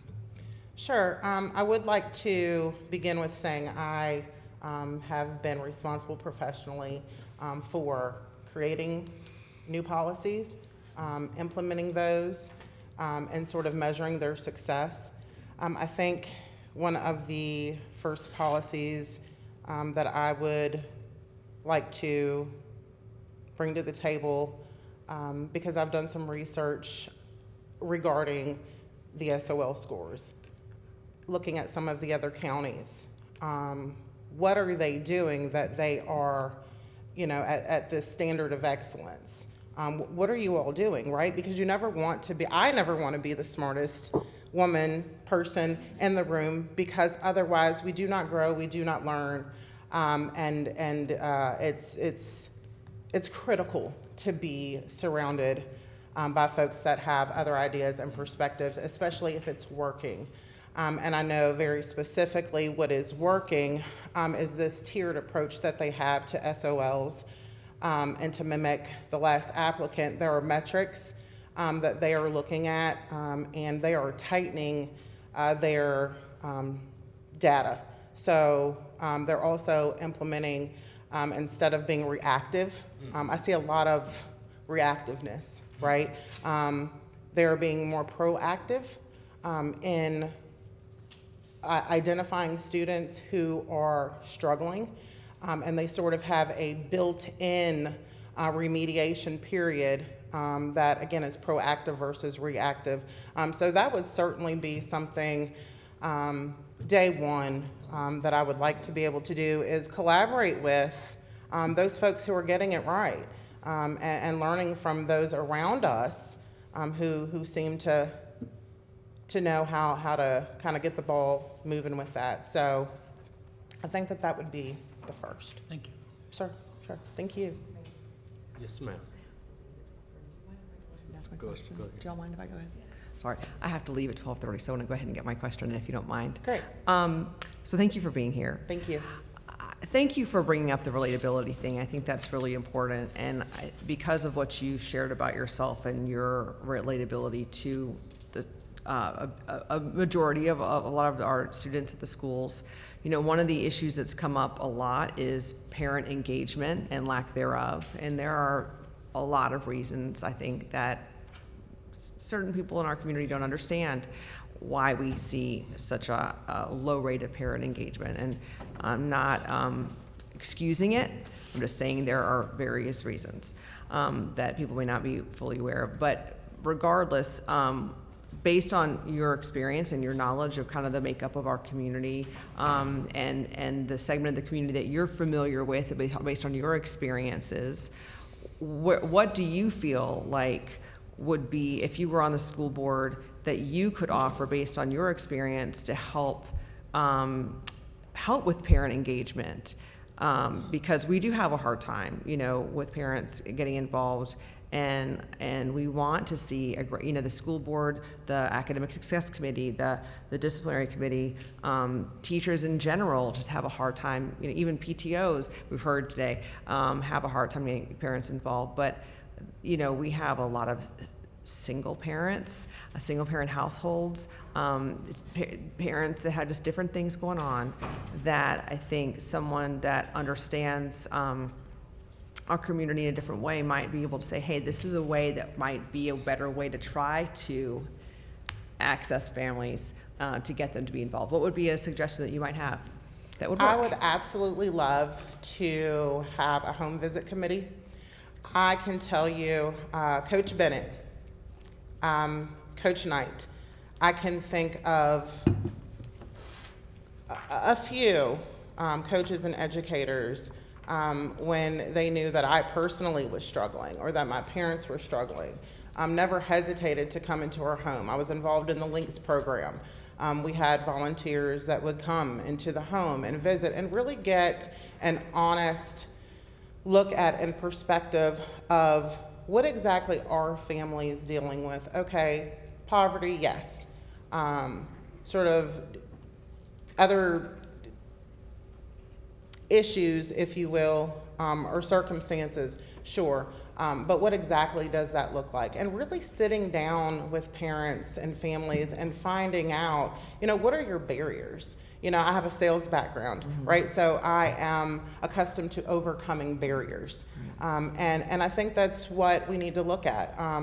What are your barriers and how can we be a resource? Right. I think I love that. I think that's very powerful. I had shared with the council yesterday that I have a friend that's on a school board in another state, and that's what they do. Their school board goes to the homes. They go to, and it's really worked well for the families to see that they're really willing to go the extra mile to go out into the homes and really invest in the families that way.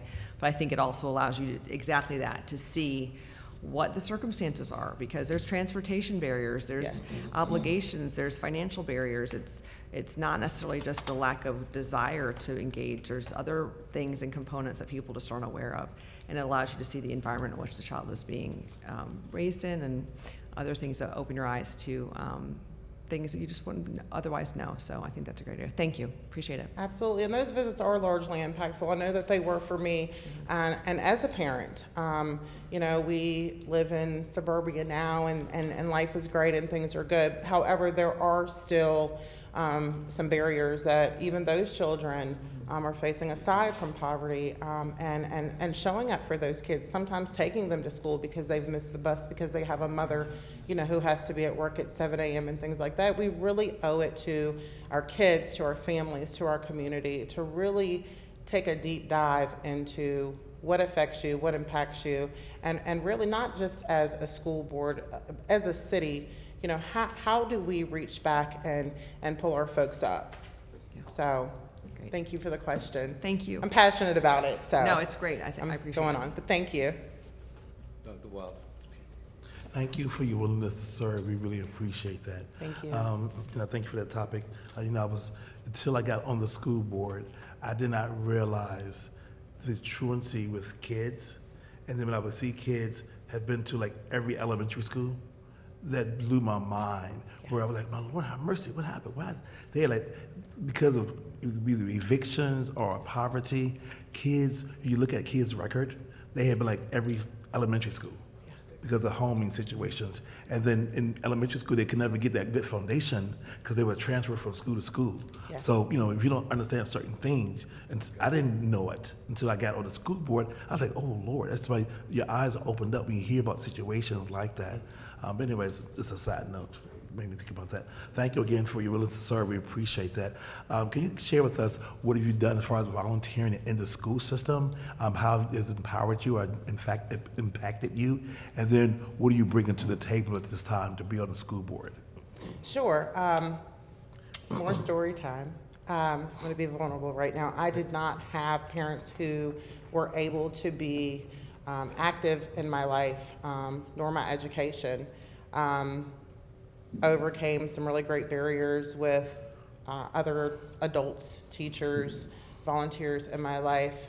And the most important aspect of parenting, one of the most important aspects of parenting for me was a desire to be uber involved. My kids probably think I'm too involved. I just recently chaperoned the 8th grade prom. My daughter loved it. However,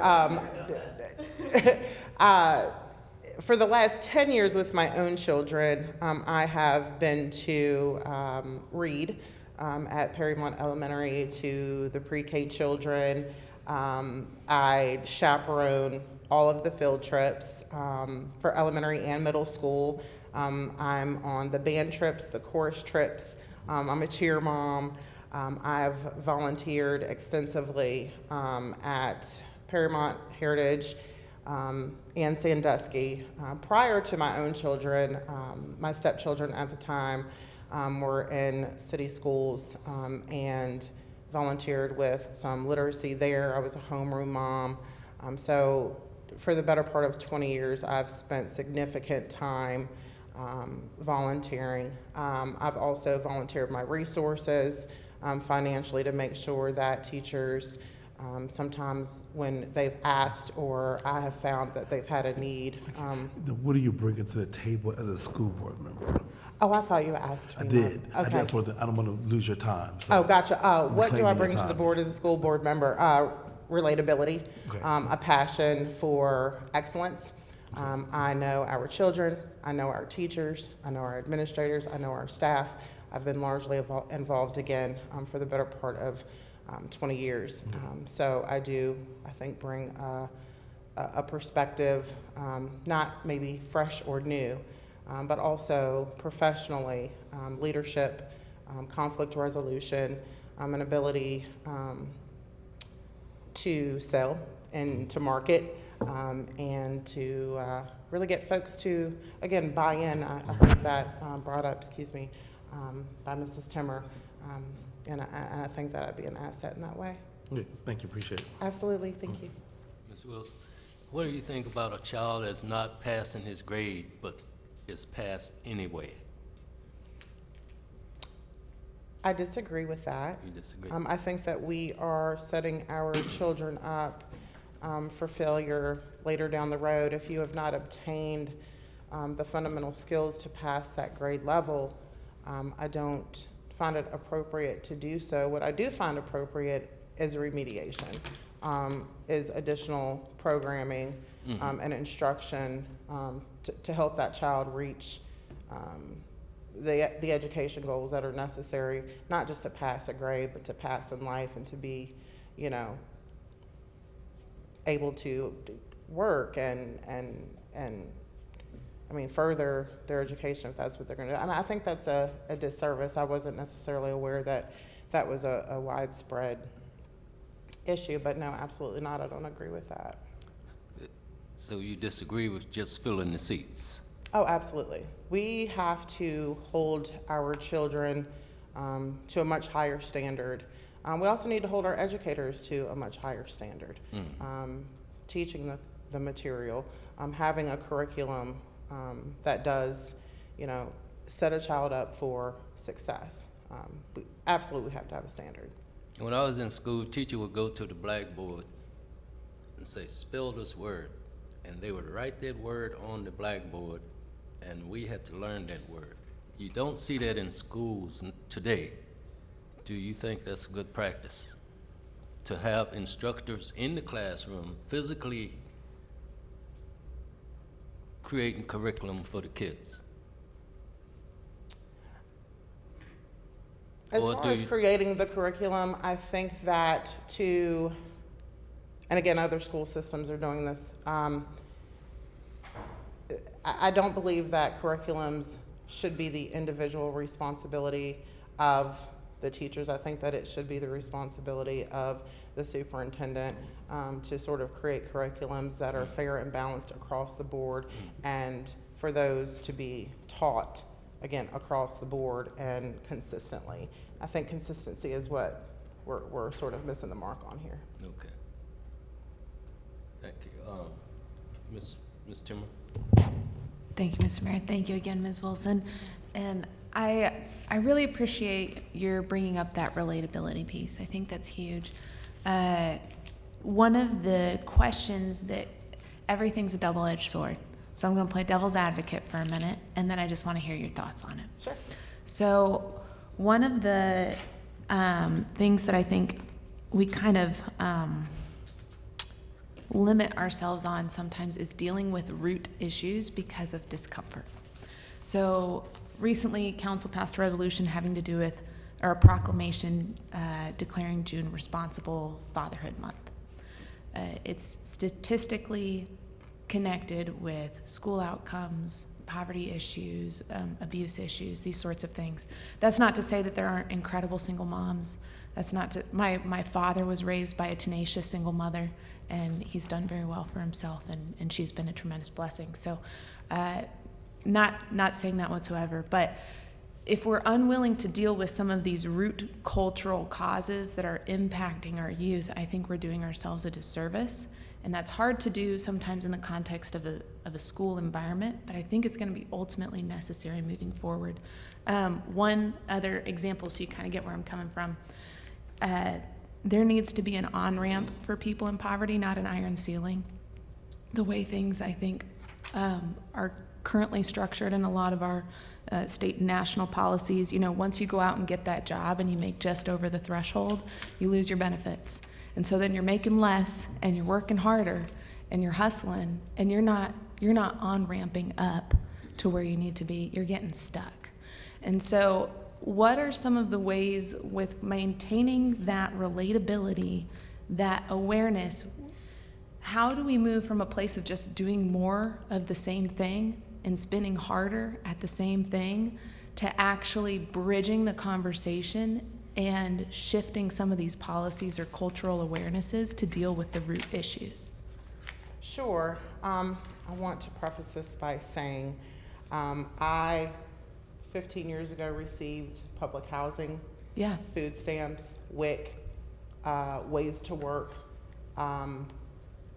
These programs got my CNA, right? Yep. These programs, Good. Yep. Aside from my other education and things like that, were essential at the time. Yeah. I understood that they were not going to keep me still, that they were a stepping stone. Yep. And I think that we, when we're having the conversation that, people essentially sort of stay stuck there, I can't agree with that statement. I was able to elevate myself with the support of my community and programs and earn a degree and become a high earner even as a single mother.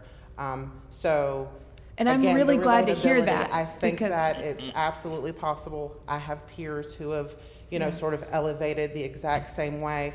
I don't have all of the answers as to how you bridge the gap. Some of it was sheer determination, and a love for my children, and them being my motivating force. Different things motivate different people. I don't know that I have an answer right now today as to how exactly do we, get to the root of all of this. I think a great start is a home visit committee, going into homes, offering our support, because it takes a village, right? Yep. I'm, again, a single mother. I have lots of really great people in my children's lives. They are also straight A students and athletes and things of that nature. While I do believe a father is important, I've done pretty well. No, and that's awesome. And there are lots of women and men that do.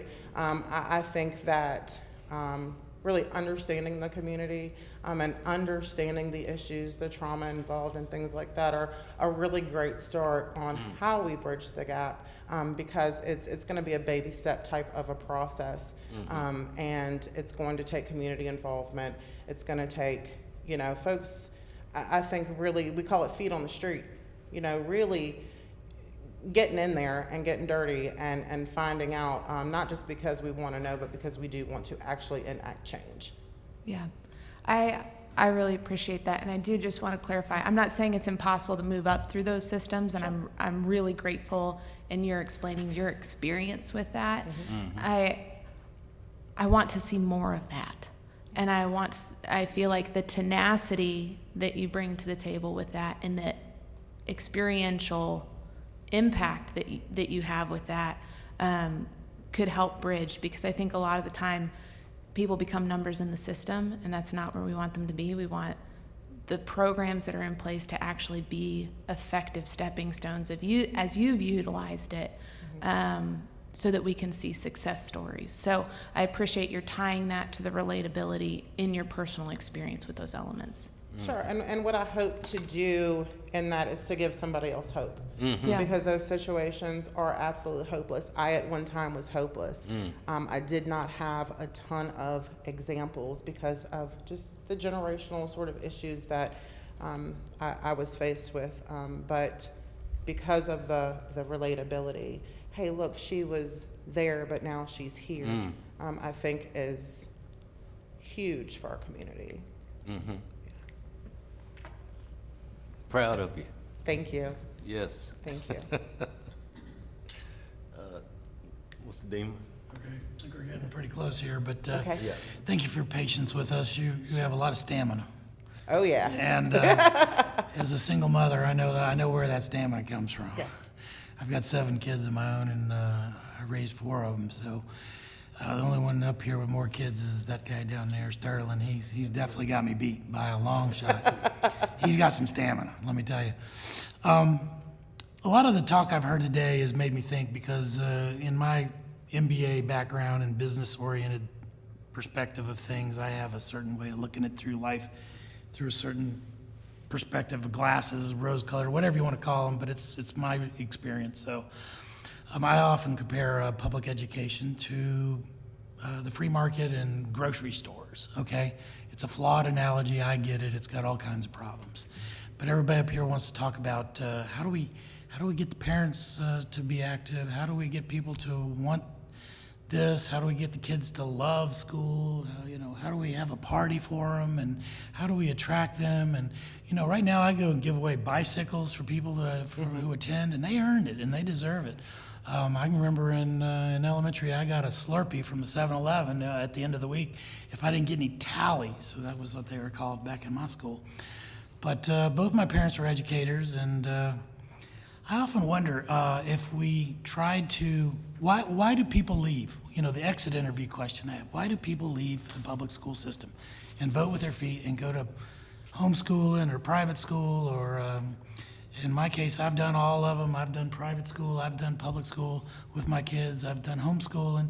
So I've tried it all. And I sat with Steve Newman on the State Education Committee on both the House and Delegate side and the State Senate. And I've watched a lot of trendy things come through that we're going to fix everything. SOLs and outcome-based education. It was a new thing every year and a new way to measure it. But what works? What works? What gets people? And I think it's the product. Because when I'm deciding between Walmart or F&L Market over here or Trader Joe's, which everybody wants me to get a Trader Joe's in Lynchburg, I hear that more than anything else. All the time, and I'd love to do it. I mean, you'd be a hero if you could get Trader Joe's. Yeah, you would. So I think about that. I'm like, why do people flock to Trader Joe's? Why are they demand? Why is there such demand and we still don't even have one? But I think it's the product and the service and the word of mouth. People know about Trader Joe's and they've experienced Trader Joe's and they see something they want out of Trader Joe's.